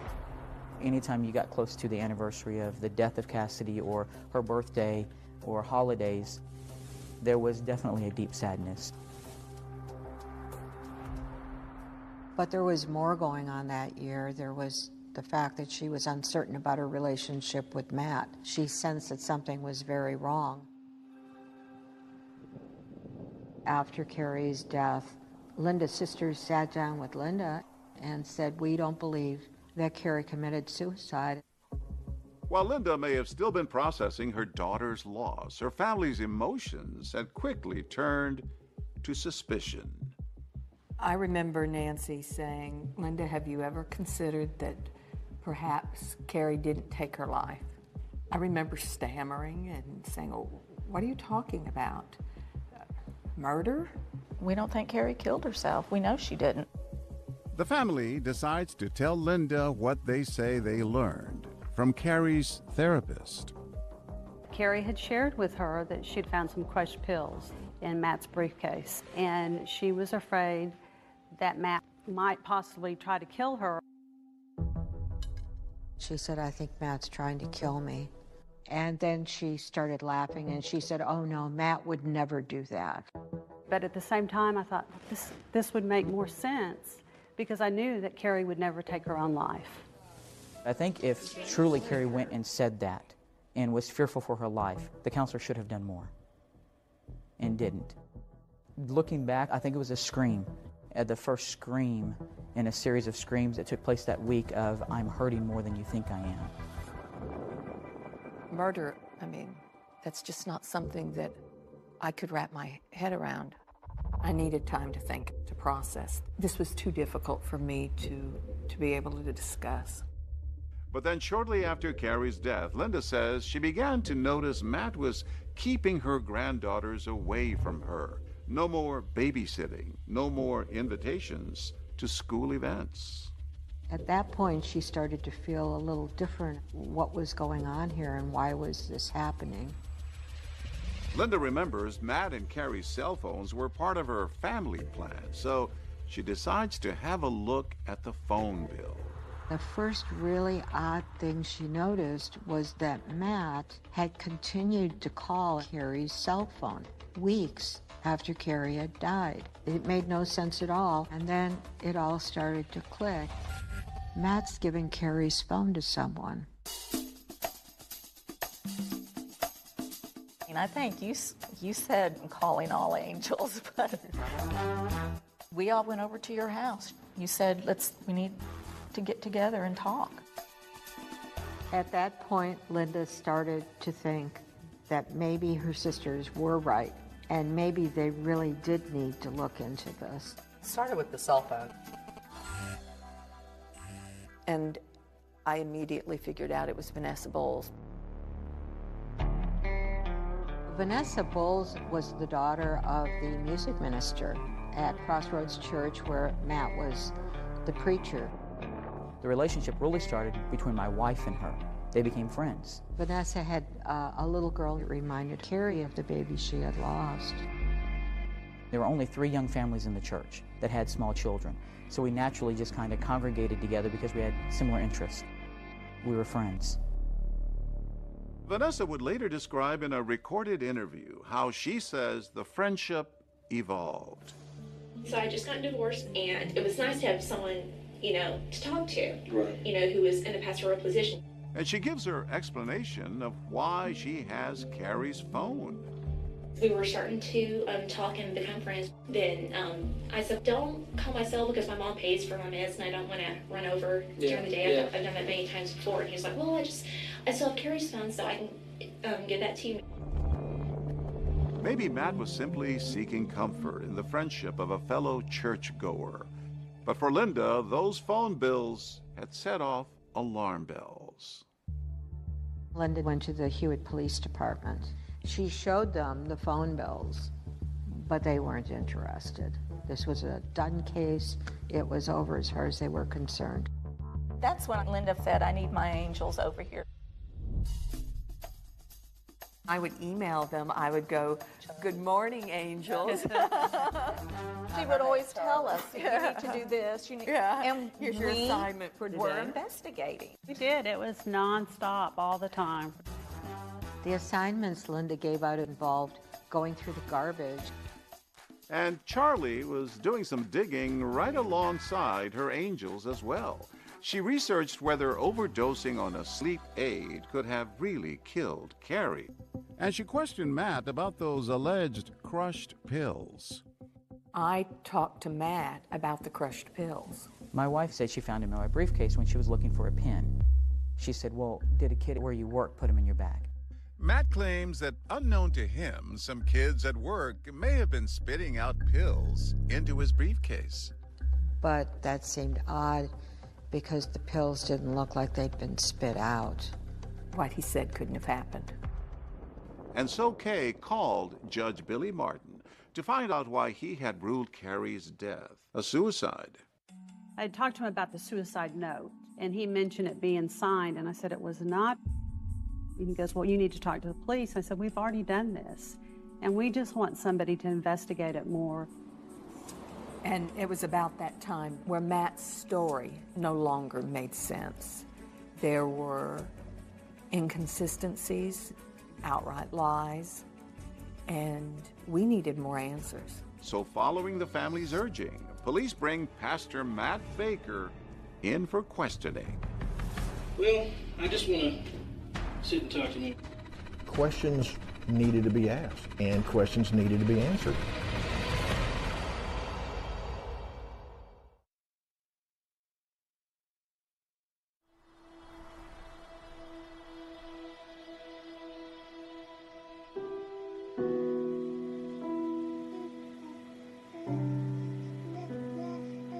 "31-year-old Carrie Baker has been found dead in her home. It was deemed a suicide by police, but her family began investigating on their own, and they urged police to question her husband, preacher Matt Baker. I just want to sit and talk to him, I just want to talk about what happened that night. Absolutely. That way we can clear all this up, because I'm sure you know what I'm getting at, okay, as far as, Linda, you know what I'm saying? It was a very odd week. But not behavior that would have raised red flags. Right. If that makes sense. It was one of those deals that I knew she was depressed. The conversation continues, with Matt sharing his own view on what he believes might have happened. I left about 11 or so. I wasn't gone maybe 40 minutes. You left the house and went down to the gas station? I wasn't even gone long at all. Okay. And that was a strange thing about it is I question where she would have taken the medicine.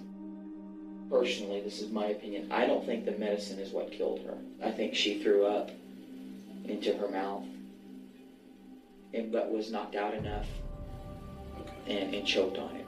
So no, I don't know if that's just me trying to put stuff together to make it, I don't know. Okay. Like I said, that's what I just wanted to sit and holler at you about. One last thing, to kind of quell everything. If I asked you to take a polygraph test, would you be willing to do so? Okay. Matt eventually passes a polygraph arranged by his attorney. Upset that police continue to consider Carrie's death a suicide, Linda pulls together a team of her own. Linda ended up making an appointment to talk to a former federal prosecutor. Now in private practice, Bill Johnston had been a federal prosecutor in Waco, Texas. The Branch Davidian complex in Waco, Texas goes up in flames. 11 of the survivors now face murder and conspiracy charges in connection with the killing of 4 federal agents. And in 1993, he was part of the team prosecuting the 11 surviving Branch Davidians. Those agents did not die in vain. Mrs. Doolin came to me and she said, "I've heard maybe you can help me." She explained to Bill that she doesn't believe her daughter took her own life, so she'd been working on Carrie's case with her angels. What Charlie's angels were bringing to us was invaluable. They were this group of strong women who were not going to just let this go. They brought a series of stories about Matt's conduct at different points in his life. Bill pulled together his own posse. He brought together retired lawmen to take over this investigation. I called them my guys, and they became as invested in this case as if they were fighting for their own child. The biggest thing was to get the body exhumed, get an actual autopsy, and find out what had actually happened to Carrie Baker, how she'd actually died. We started unraveling this thing bit by bit by bit. Matt Coffon is a member of the legendary Texas Rangers. He joins the team and reviews the evidence on the case. There are red flag after red flag that something was not right. It was so compelling that I could not automatically agree with the Hewitt police investigation. So I thought, okay, let's kind of break it down. You're presented with a crime scene that's not really a crime scene, right? These are photographs. As you can tell, there's just not much to them. There were so many things early on in this investigation that just did not match. And part of it was Matt Baker's explanation of his timeline. He says he left and then he came back, and it was such a short time that she couldn't have died within that period. That was the theory that we were operating on. His timetable did not really match up. This is an overall view of Hewitt, Texas, and it's not large. And these locations are very close to each other. Minutes apart, especially that time of night. The team was also troubled by Carrie's suicide note, which Officer Michael Irving says was pointed out by Matt.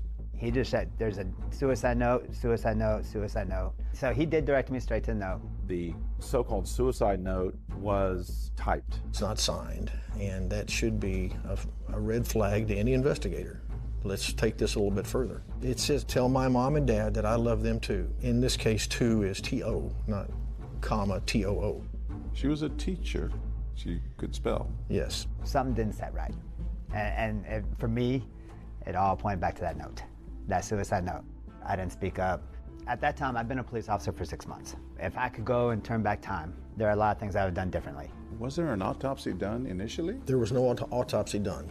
And so at this point, we decided that we needed to have tissue samples from Carrie's body, so we wanted to have that body exhumed. At the time of the Hewitt police investigation, they concluded Carrie had died by suicide of over-the-counter sleep medication. One of the tasks that Linda took on for herself was investigating Unisom. She found that it would have taken a great deal to have caused Carrie's death, and that she wouldn't have died quickly. We came up with clues that made us believe that perhaps there were prescription medications given to her without her knowledge. Nearly 4 months after Carrie's death, the Texas Rangers, in conjunction with Hewitt Police, are able to get Judge Martin to sign an order allowing for the exhumation of Carrie's body. As we gathered information from various sources, determined we need to go that route. By this time, we were working pretty closely with a detective at the Hewitt Police Department. It was critical that they had an autopsy. We had a lot of circumstantial evidence, but we needed some scientific evidence, something that a prosecutor can hold in their hands and say, okay, now we may have something here. What else would the Charlie's Angels of Waco and their investigative team learn? A photograph was found on Matt Baker's computer. He tried to delete it. We didn't know if she might have even been involved. Was Carrie's death a terrible tragedy or something much more sinister?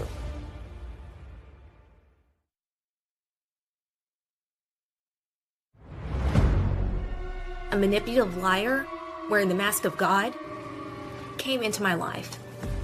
The Hewitt preacher's wife was found dead. Her death originally ruled a suicide. But is that how the mother of two really died? Maybe someone had held that coarse material against her nose. I think Carrie, on some level, understood that she was in danger. But you also discover in that Bible, Lord, I'm asking you to protect me from harm. He's having a conversation with the 911 operator, and he's not winded, and he's perfectly calm while he's talking. I'm gonna tell you right now, I don't think it happened that way. You don't quickly dress a dead body. Here's a picture of Matt Baker Is this the other woman? I'm gonna tell what you did. And he said, you better not do that.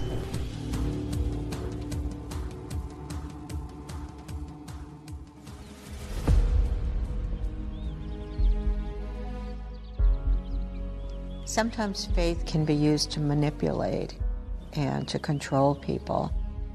Preachers, the good ones are great. The bad ones have the most power of anybody. Here they were, the police, in the home of a Baptist minister with a suicide note and sleeping pills and a bottle of alcohol. Well, the police at that point aren't thinking murder.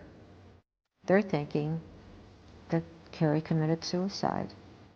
Texas pastor Matt Baker had lost a young daughter years earlier. He now appears to be facing yet another tragedy, the suicide of his wife, Carrie. But her family isn't buying it. I knew that Carrie would never take her own life. We will fight for the truth. Could Carrie have been murdered? The Hewitt police, now collaborating with Texas Ranger Matt Cawthon, who's been working with Carrie's family, obtained an order to exhume Carrie's body. And the autopsy results are now in. In her muscle tissue, there was a presence of Ambien.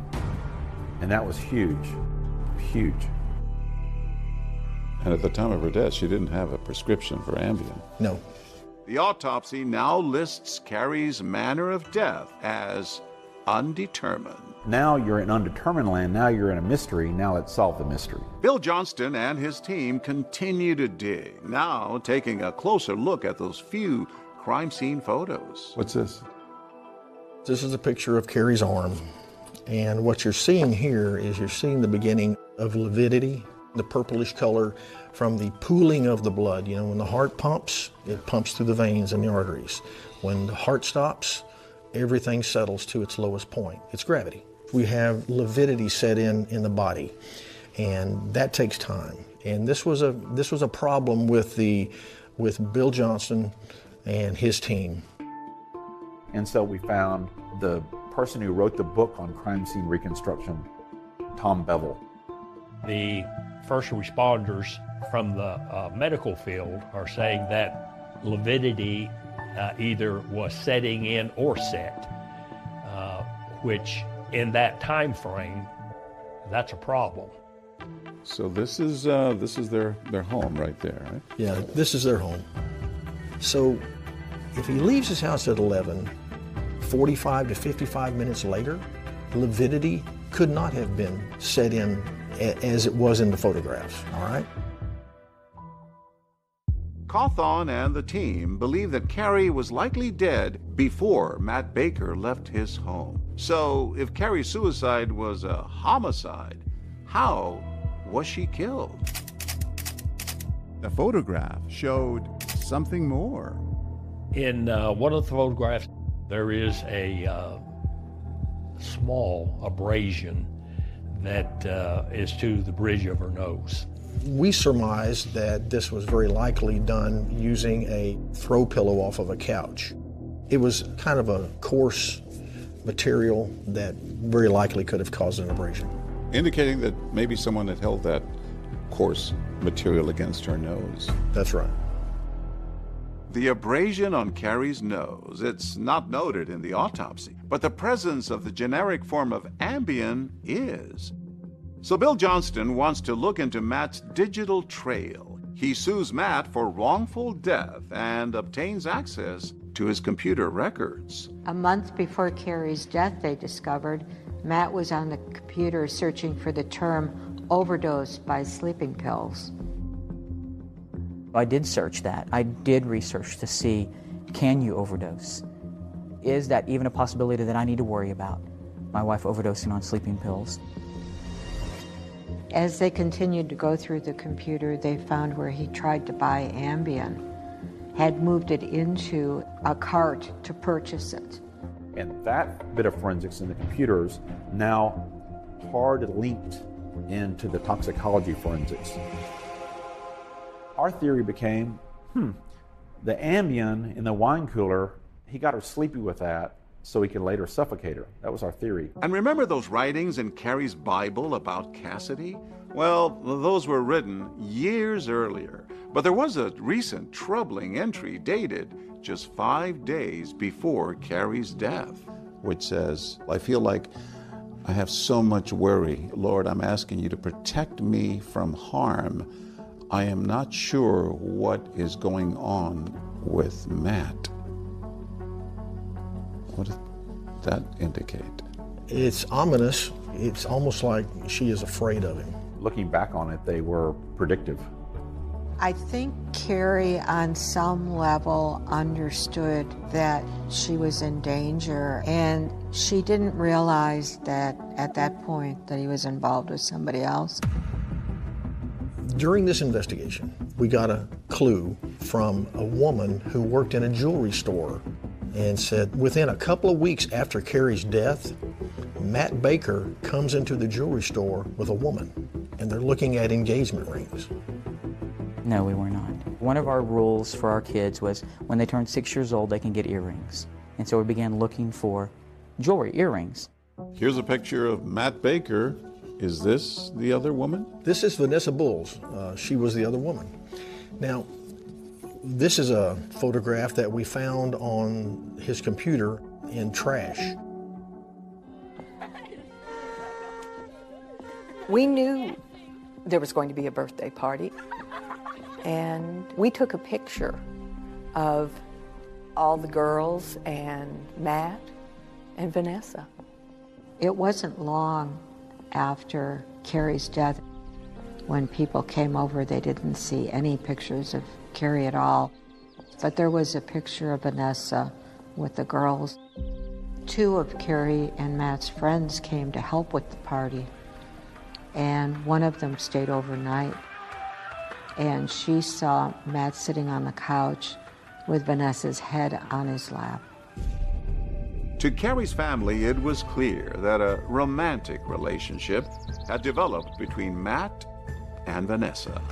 4 months after Carrie's death, police believe Vanessa Bulls just might be the key to solving this case. So they bring her to the Hewitt Police Station for questioning. It's just scary. I know.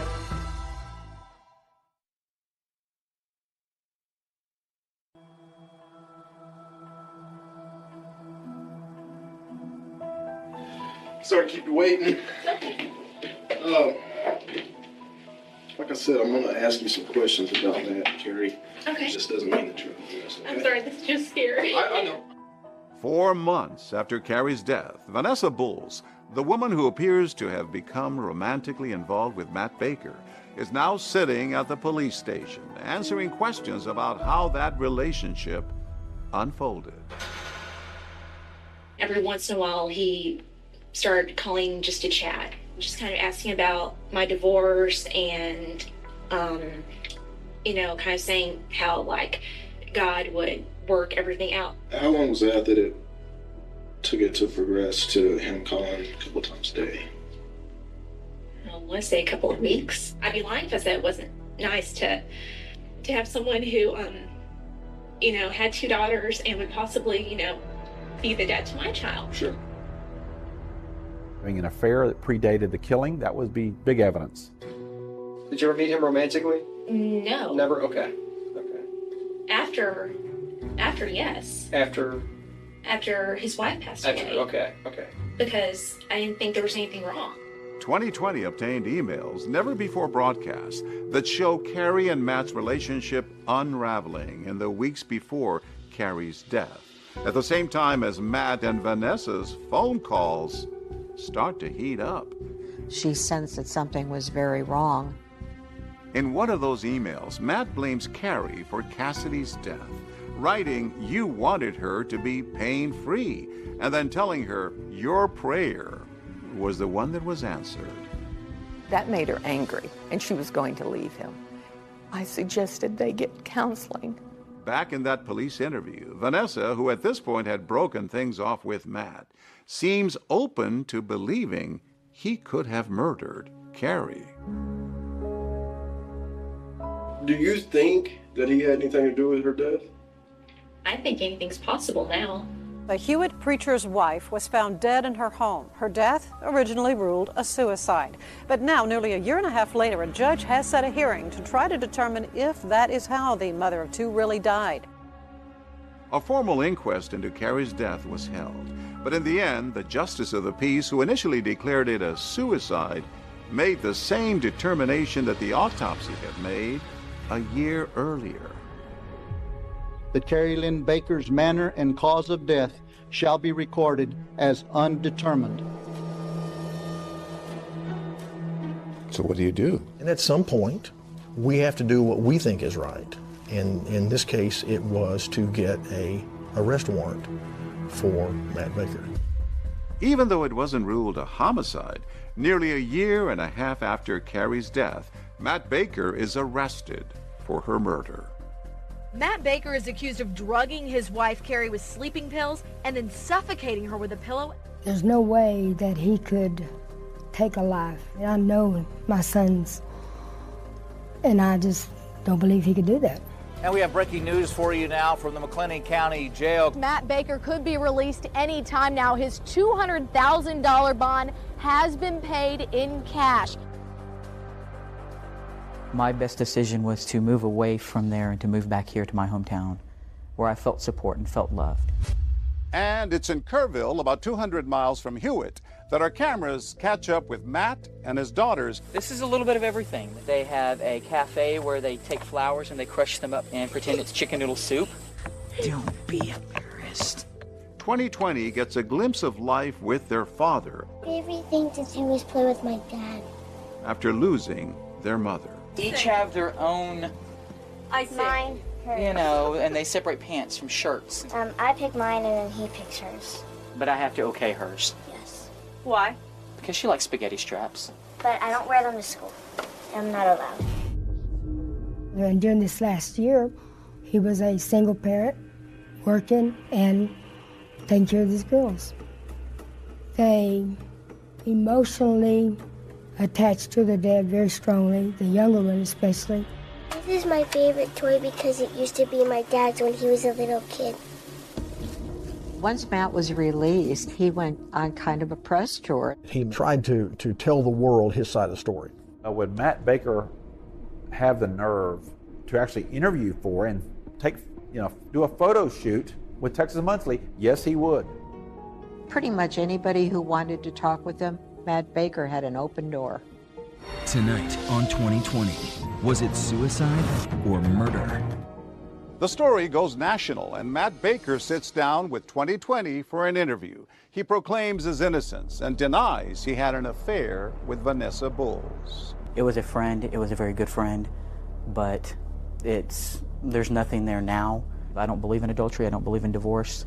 The problem was that for him was that he changed his story a little bit every time he gave one. Matt tells 2020 that it was the police who found that suicide note.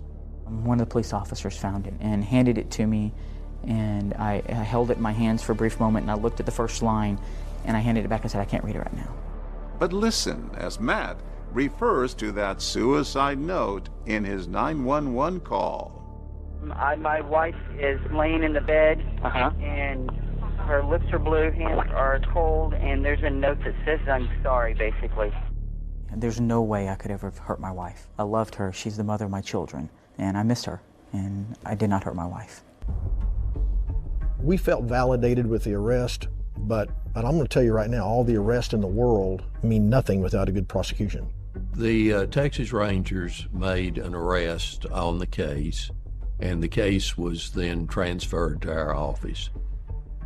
And I believed that Matt had killed Carrie, but I didn't feel like that we had the proof to take it to a trial and get a conviction. If you get an acquittal, it's over. 6 months after Matt Baker's arrest, the murder charge is dismissed after prosecutors failed to indict him. It was frustrating, but I mean, we knew it would take time and we weren't going to stop. People started running around town with bumper stickers that said "Justice for Carrie." Love trumps evil was underneath it. We had truth on our side. We had God on our side. We had Bill Johnston and we were going to continue civilly. But his story was not adding up anymore. You wouldn't have left those two girls there if you didn't think it was safe. And would Matt's account of what he says he did when he found Carrie check out? He's not winded, and he's perfectly calm while he's talking. I'm gonna tell you right now, I don't think it happened that way, John. I just don't.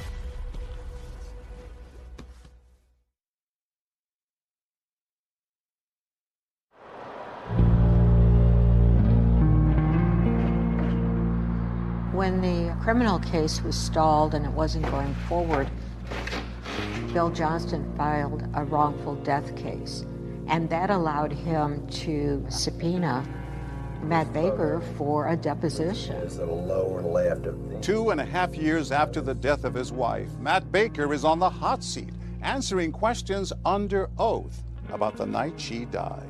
About 10:45-ish, a little before 11, she asked me if I could run a couple of errands.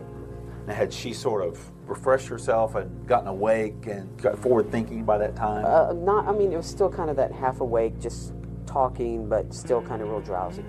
I'm conjecturing that it went through his mind that maybe she already took all the sleeping pills before he left. Was she aware enough that you could observe that she could handle if the kids needed her, for instance? I felt that she probably could. She had to be fine, or else she was incapacitated, and he was a bad father, and he just left his girls with an incapacitated person. Which one is it, Matt? So he chose the high road, that yes, Carrie was fine. So if Carrie's fine, she's not getting ready to die.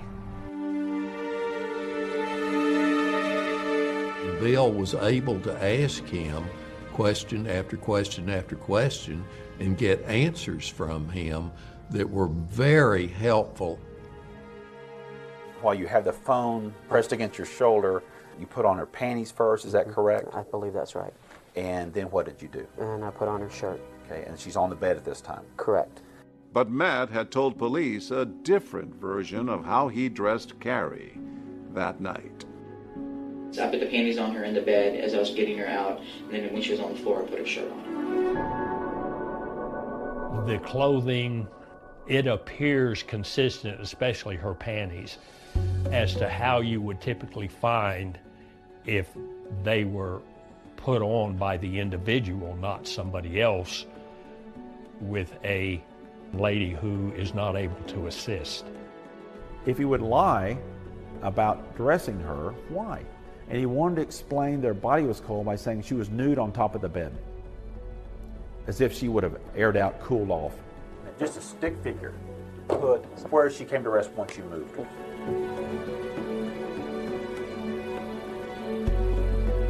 How difficult was that to move her?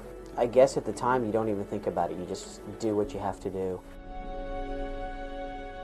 We wanted to know if Matt's story holds up, so we asked Texas Ranger Matt Cawthon to put it to the test with a dummy roughly the same weight as Carrie's at the time of her death. He would have had to reposition the body. I'm gonna tell you right now, I don't think it happened that way, John. I just don't.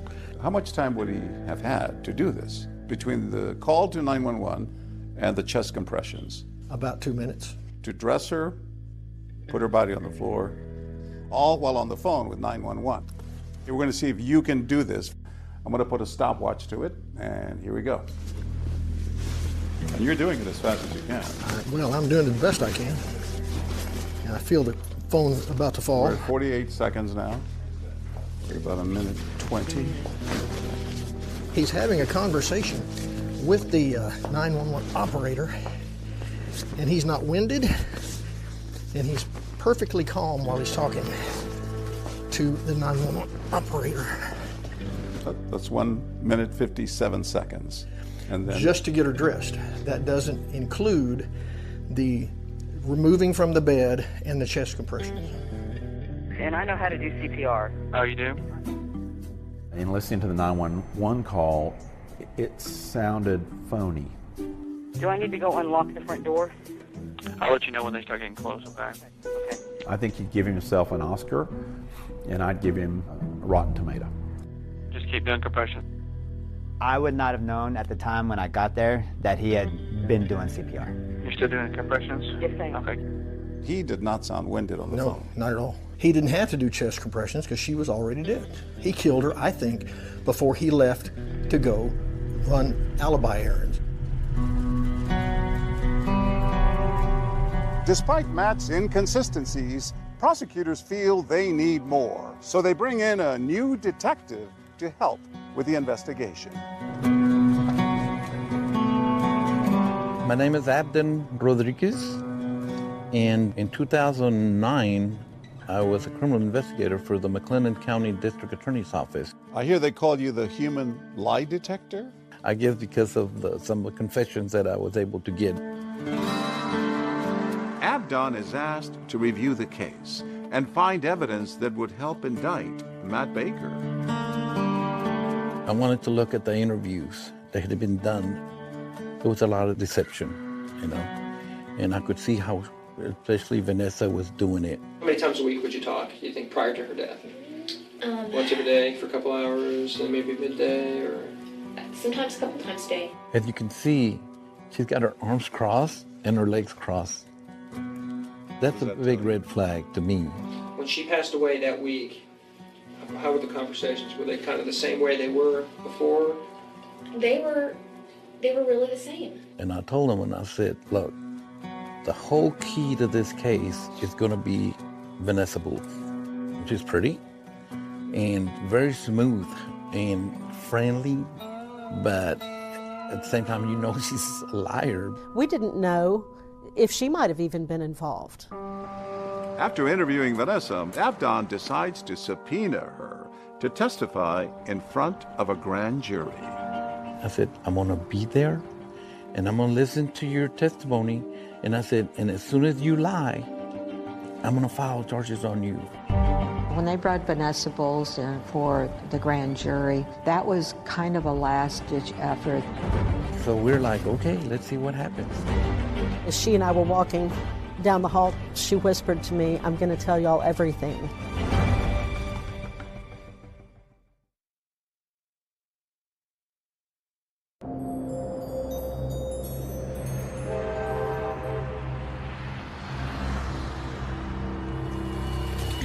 Behind closed doors, Vanessa Boole's grand jury testimony is the last step in getting Matt Baker indicted. A former preacher charged with the murder of his wife. Finally, Vanessa's testimony is the smoking gun. Yes, it was. She had everything we needed. The civil case was dropped at that point in order to let the criminal case continue. Matt Baker is charged with first-degree murder, accused of drugging and suffocating his wife, Carrie, and making it look like a suicide. He pleads not guilty. Now, 4 years after his wife's death, Matt Baker is on trial for her murder. That first day of the trial, the gallery was full. We have a lot of people here in the gallery today. True crime author Catherine Casey was in the courtroom every day. I followed this story from the first time it hit the Texas newspapers. It was just so fascinating that this had unfolded, especially in Waco, in this city that's just dominated by religion. Prosecutors began poking holes in Matt's story from that night, starting with a 911 call and his claim that he performed CPR on Carrie. We're going to go ahead and do compressions. You're going to do it fast and hard 400 times. 400? 400 times. Did any police officers arrive before you? I was the first one there. And what did he tell you? He pulled her off the bed and put her on the floor in order to do CPR. And what was his demeanor? Very calm.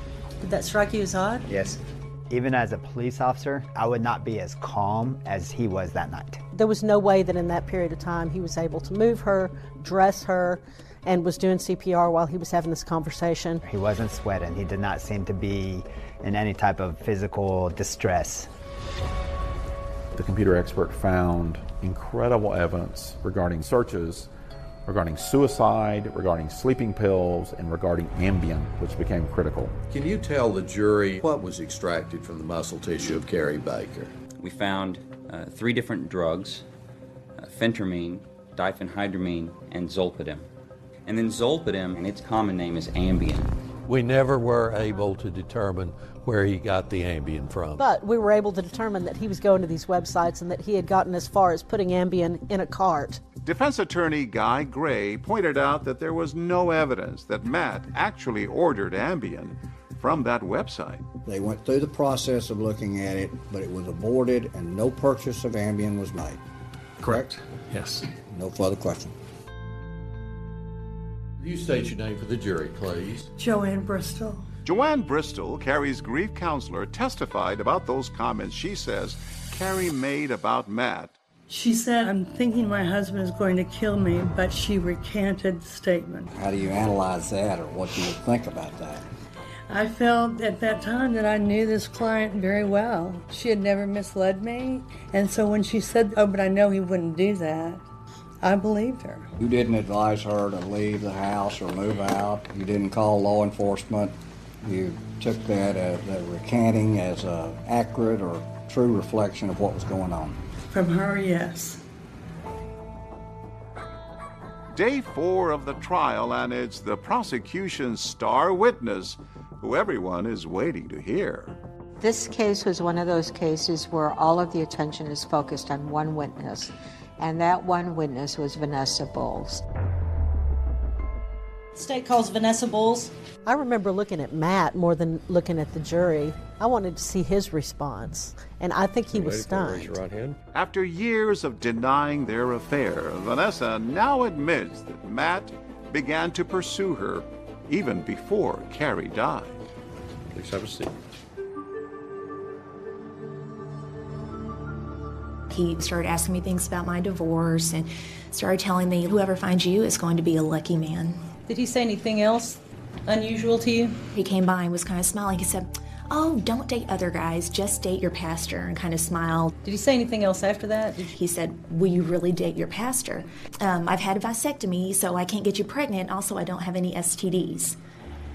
And he also started telling me that because of Carrie's depression, as he stated, their sex life had been lacking. And at the time, were you buying into what he was telling you about Carrie? I was buying into everything. He was a complete, and still is, a manipulative liar who took me in my vulnerable state and made me believe everything he said. What happened then in early March as you and Matt started to spend Fridays at the Baker home? And he asked if he could hold my hands to pray, and he did. Then afterwards, he started to kiss me. Then he just took my hand and led me to the bedroom. Feeling guilty about being with her pastor, Vanessa says that Matt tried to reassure her. I was extremely remorseful. I couldn't believe what just happened. He started saying, it's okay, don't feel bad, just ask God to forgive you. And he said, in reality, he said, I don't think God believes that anyone can just be with one person the rest of their lives. After Carrie's death, Vanessa says Matt wanted more, perhaps even making her the next Mrs. Baker. At some point, did you and Matt take the girls and go to Kay Jewelers in the mall? We did. He stated that the girls wanted to go look at wedding rings for me. Are you telling the jury that he was prepared at this point, a week or two after Carrie's death, to trade in Carrie's wedding set to get you a ring that you wanted? Correct. Matt had denied this in interviews, but a salesperson from the jewelry store corroborated Vanessa's account. She tried on about 4 or 5 rings, asked his opinion. He just would tell her it didn't matter what he liked, it was what she liked, because she would be the one wearing it. Vanessa then drops a bomb when she says not only did Matt want out of his marriage, He said that if we ever fell so much in love that he would find a way out of it. she also knows what happened to Carrie Baker. I told him, I'm gonna tell what you did. And he said, you better not do that.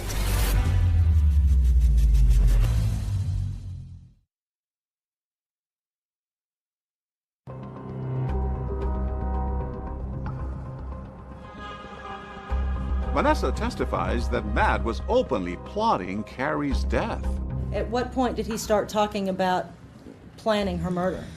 It was sometime mid-March. He said that, you know, she took sleeping pills every night, so maybe he could make it look like she overdosed on sleeping pills. Vanessa Bowles talked about how Matt had ruminated about all the different ways he might kill Carrie. He talked about making it look like she had hung herself. He talked about tampering with the brakes of her car, maybe doing a drive-by shooting. What I saw from Vanessa's testimony was a man who was much more evil than even I believed he was. She testified that Matt planned to kill Carrie with a tainted milkshake and then craft a suicide note. 1 to 2 weeks before Carrie's death, did he tell you that he had in fact tried that? He did. He sent an email and said she took a sip of it and said that it tasted like lead. And so then he said he took a drink and said, oh, well, the ice cream must have been bad. He mentioned that he would leave a note, and he said that he would type it. And I said, that's never going to work. You're going to be caught. And he said, oh, no, she types everything. Did he say something else about what he believed other people thought about her mental state? Oh, he said that no one would question it because of how depressed she was. Vanessa stuns the courtroom when she says Matt Baker told her how he killed his wife. He had gotten big horse pills. He said he emptied out all the contents and put crushed Ambien in them. He said he handcuffed her to the bed, started kissing her and touching her all over until she fell asleep. Then he said he got the pillow and put it over her face. What did he say happened next? He said that he thought she was dead, and he just said she just took one big ass for air, and he said, oh, and then put the pillow back on her face, except he did this with his hand to be sure that he suffocated her.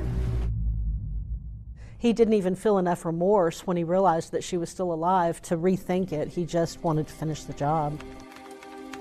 He said he typed out the suicide note, printed it, got her hand, and he said that he ran her hand all around the sides of it and put her fingerprints all over it.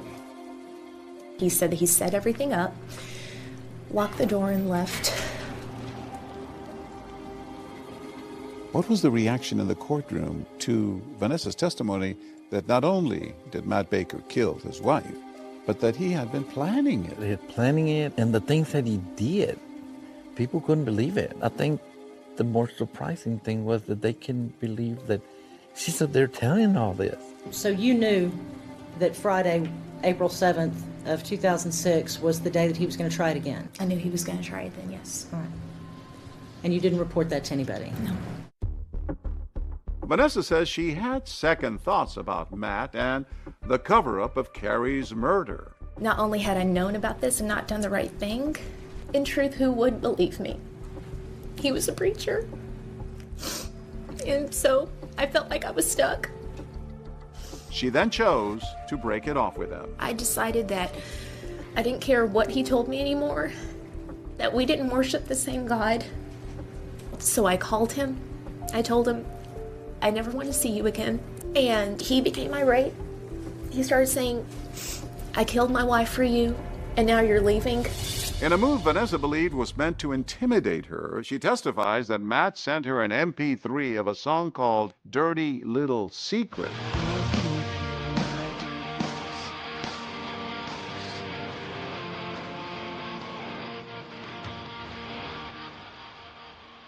He was talking about the murder plan, and he later referenced it, stating, I need to keep my mouth shut. Don't tell anyone or you'll be just another regret.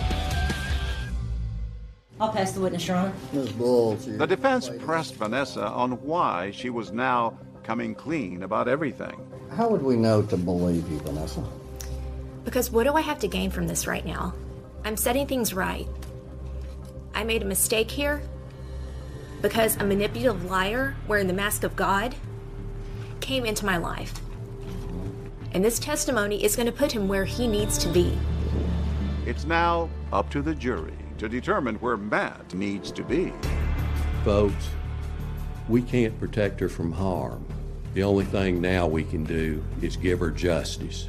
Then turned and pointed to Matt and said to convict this murdering minister and find him guilty for one reason only, because he is guilty. The indictment says there's got to be facts of drugs and a pillow. And the only way you can get those facts is by believing Vanessa Bulls. And she is just not credible.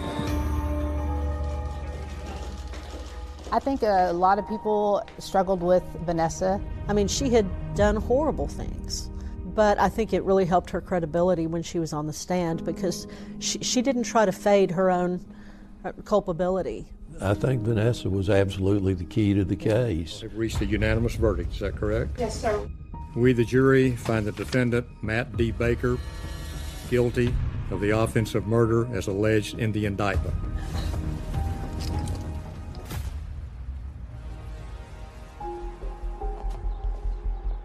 For the sentencing phase of the trial, the jury gets to hear additional testimony. They came back and had witnesses from his past come and talk to us about things that he had done. One by one, women testify about sexual misconduct they say they endured from Matt Baker. He came up from behind me, put his hand on my breast. I pushed him away, told him no. He tried to kiss me, told him no. I remember having to use all my strength to try to keep him off of me and from taking my clothes off. Including Laura Wilson, the student trainer who worked alongside him in college. He took his hand and began running up my thigh and between my legs. I think as a jury, to see, what all he's been doing since he was a teenager made us 100% feel like that we had definitely made the right decision. The jury sentenced Matt Baker to 65 years in prison. And finally, Carrie's mother has a chance to confront him directly. I'm talking to you, Matt, today, okay? You haven't looked at me in almost 4 years. Can you look at me today? So what does Matt have to say from behind bars?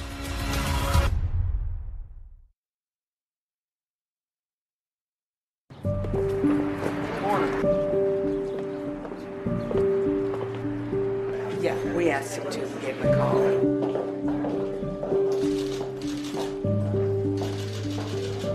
The sentence of the court that you be confined for a term of 65 years.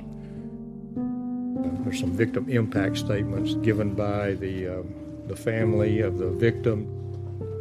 You may proceed. I'm talking to you, Matt, today, okay? You haven't looked at me in almost 4 years. Can you look at me today? For a little while, okay? But she did talk to him directly, and he looked down. Matt, she loved you. And then you took her from us, Matt. You discarded her like she was yesterday's trash.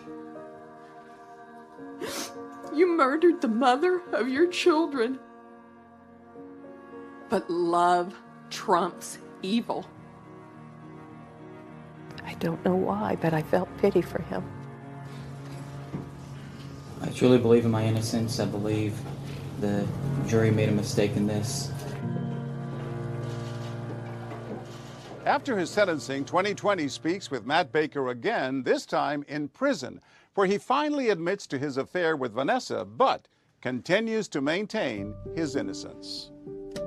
I'm coming clean on the lying about Vanessa. I made a mistake. I'm human. I made a mistake there.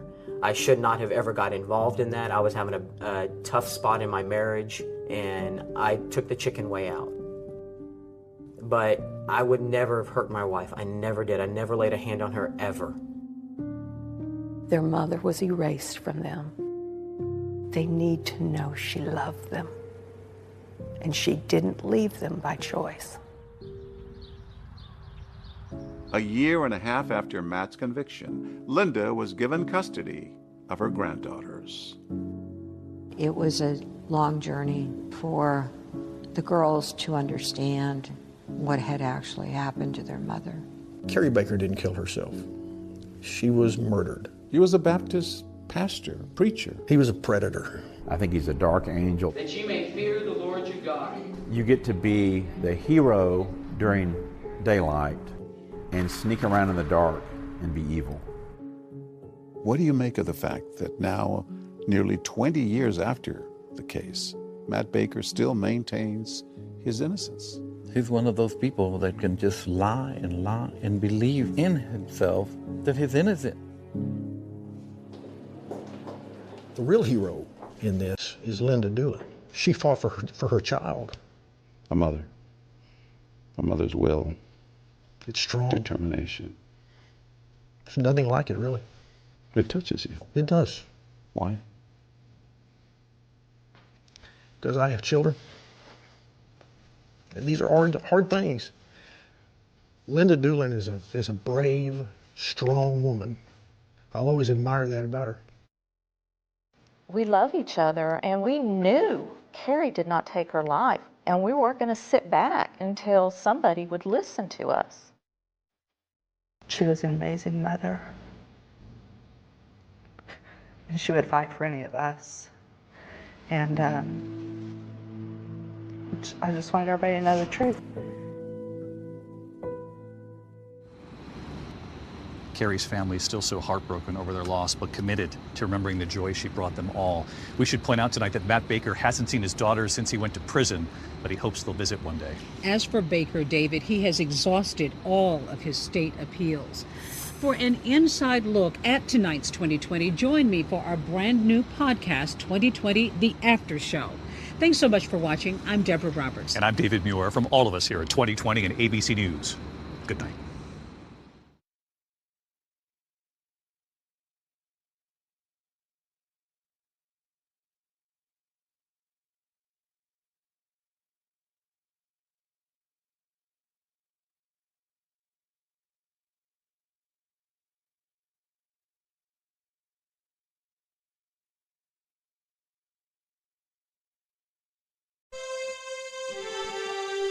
अल्लाह की जात तू ऐ झोर सदके जेड़ो कुल कायनात चलाण आलो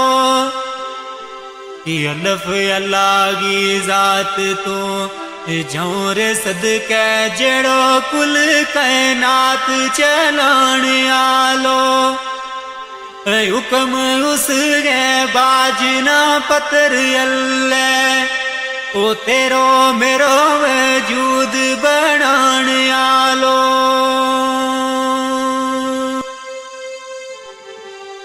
18,000 मखलूक गो ऐ मालिक सुनो रब सुनो जमीन आसमान आलो अर्श फर्श लो कलम महफूज कुर्सी जिया जून ना रिज़्क खिलाण आलो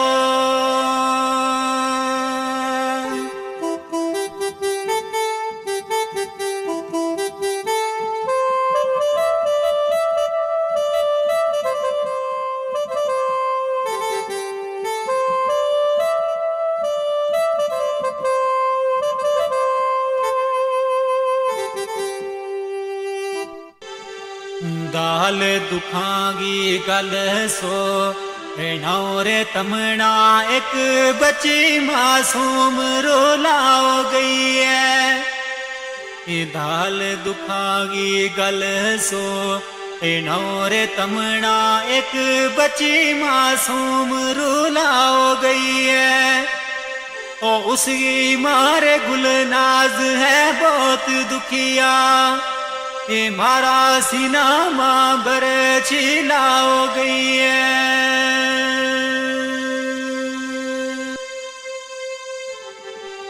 नाओ बच्ची गो अफसा में मूद सोनो रोग उमरा गो सुनी लाओ गई है ओ जिला पुणछ गिरा शिंदरा सोनो ऐ दुखिया दिलाना अफजारो लाओ गई है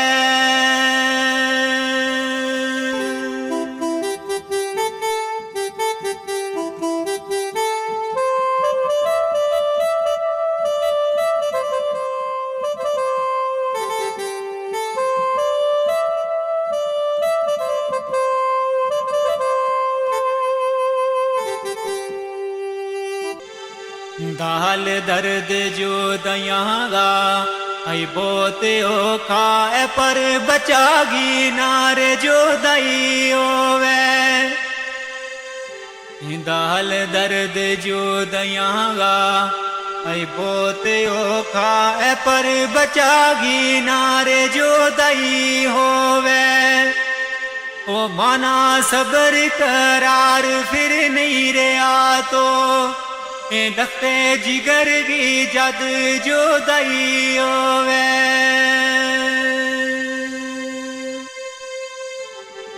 ते बाप उसको मैं मुँह दियो हुसैन दुखिया अफसा जही बची सीने लाई होवे ओ दुख मुझ जावेद माँ बाप नावे ओ बचा किसे गी नारे जो दई होवे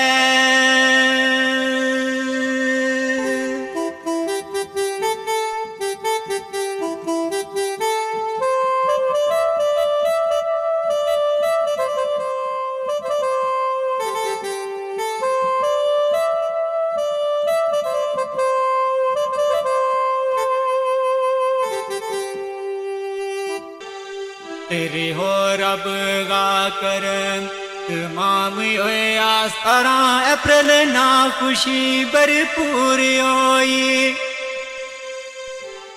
रे हो रब गा कर तमाम होए आस्तारा अप्रैल ना खुशी भरपूर होई ओ अल्लाह पाक ने दिती एक बच्चियों सोनी ऐ गुनाह करांगी अर्ज मंजूर होई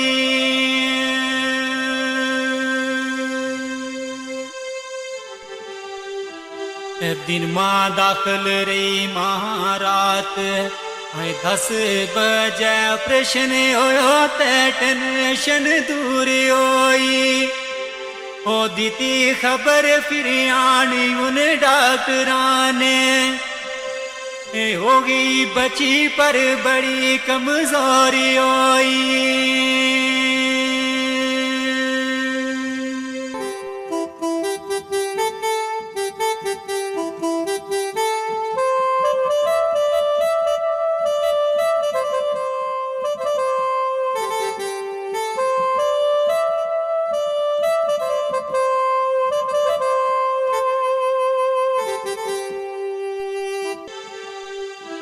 सलाह दीती वीर डॉक्टर है कमजोर बची ले गए बीच मशीन रखाओ दीती ऐ सलाह दीती डॉक्टर है कमजोर बची ले गए बीच मशीन रखाओ दीती 18-19 तक रखी पुणछ अंदर और पर इकी नर जोरी कराओ दीती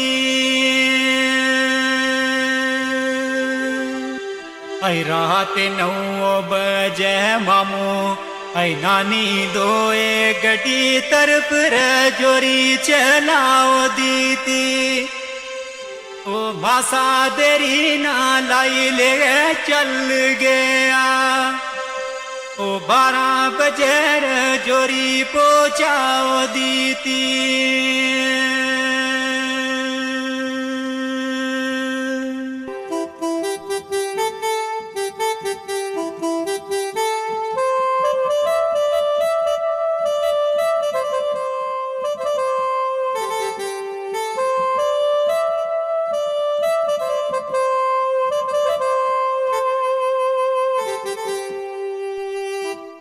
किसना चैन सकून फिरे आई उस दिन तो रास्ता बिच डाडा परेशान होया आई किसना चैन सकून फिरे आई उस दिन तो रास्ता बिच डाडा परेशान होया ये रात 12 बजे ले जोरी पुजया कि जल्दी डॉक्टरां कोल रवाने होया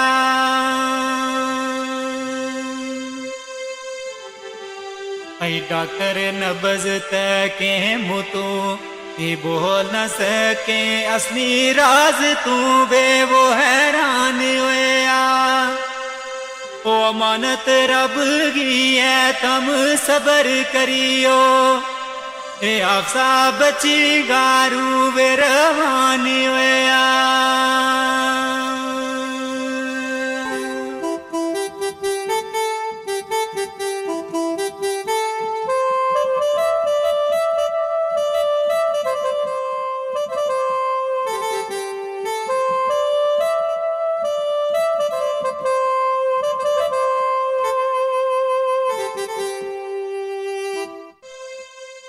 किसना होश रे ओ सुनी ये खबर जिस दम आया है आप जायमना छोड़ गई है ऐ किसना होश रे ओ सुनी ये खबर जिस दम आया है आप जायमना छोड़ गई है ये एम्बुलेंस करी वापस पुणच चलना मारी किस्मत अज मुकरे मोड़ गई है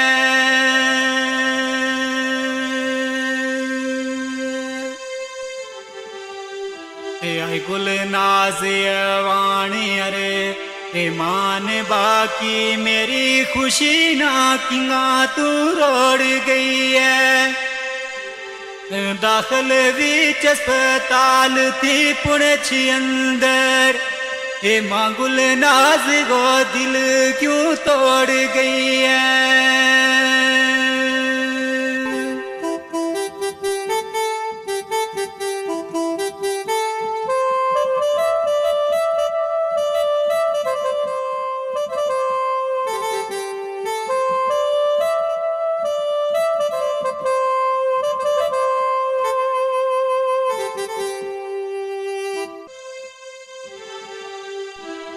अप्रैल बईना सुबह गए ऐ 5 बजे वतन शीदरा पुजे आयान सदके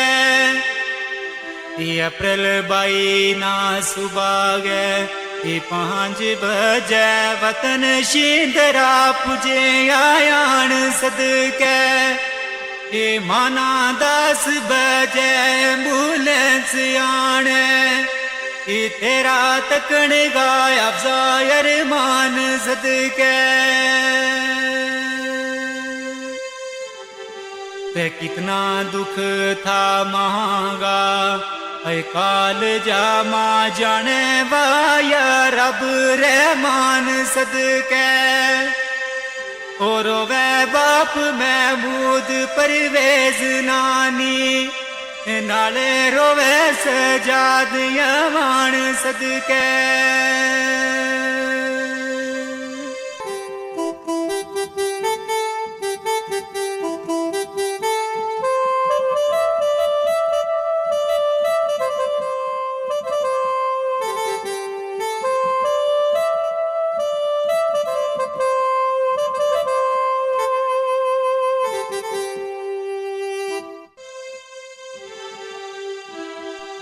कफन दफन गो वेलो हुणे यार के ओ इना दुकाना हुण मीटौरे किसरा कफन दफन गो वेलो हुणे हार के ओ इना दुकाना हुण मीटौरे किसरा ओ जीता मांगे बचा गो टूर जानो इस शेर बर कलम चनो किसरा ते अच्छा रब वाले हुणे आई छोड़ गई है तीना सिना नाड़ू हुण लो किसरा सबर या तो नी दिल मां याद तेरी रोता दिला ना चुप करूं किसरा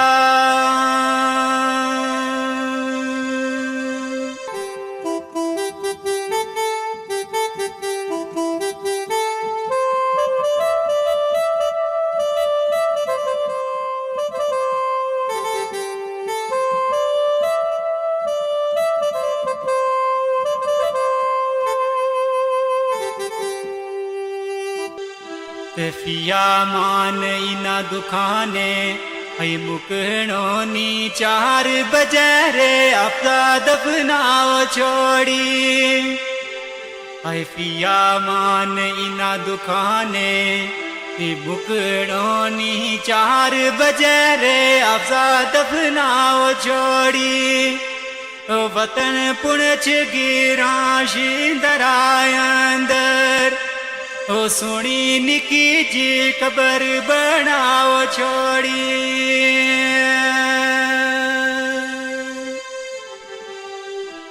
सबर करियो महमूद गुल नाज दोए मानत रब गी रब ने छुपाओ छोड़ी वे पिया मान जावेद इजाजत ले ले जख्म मोड़ी भी क्यों रे दुखाओ छोड़ी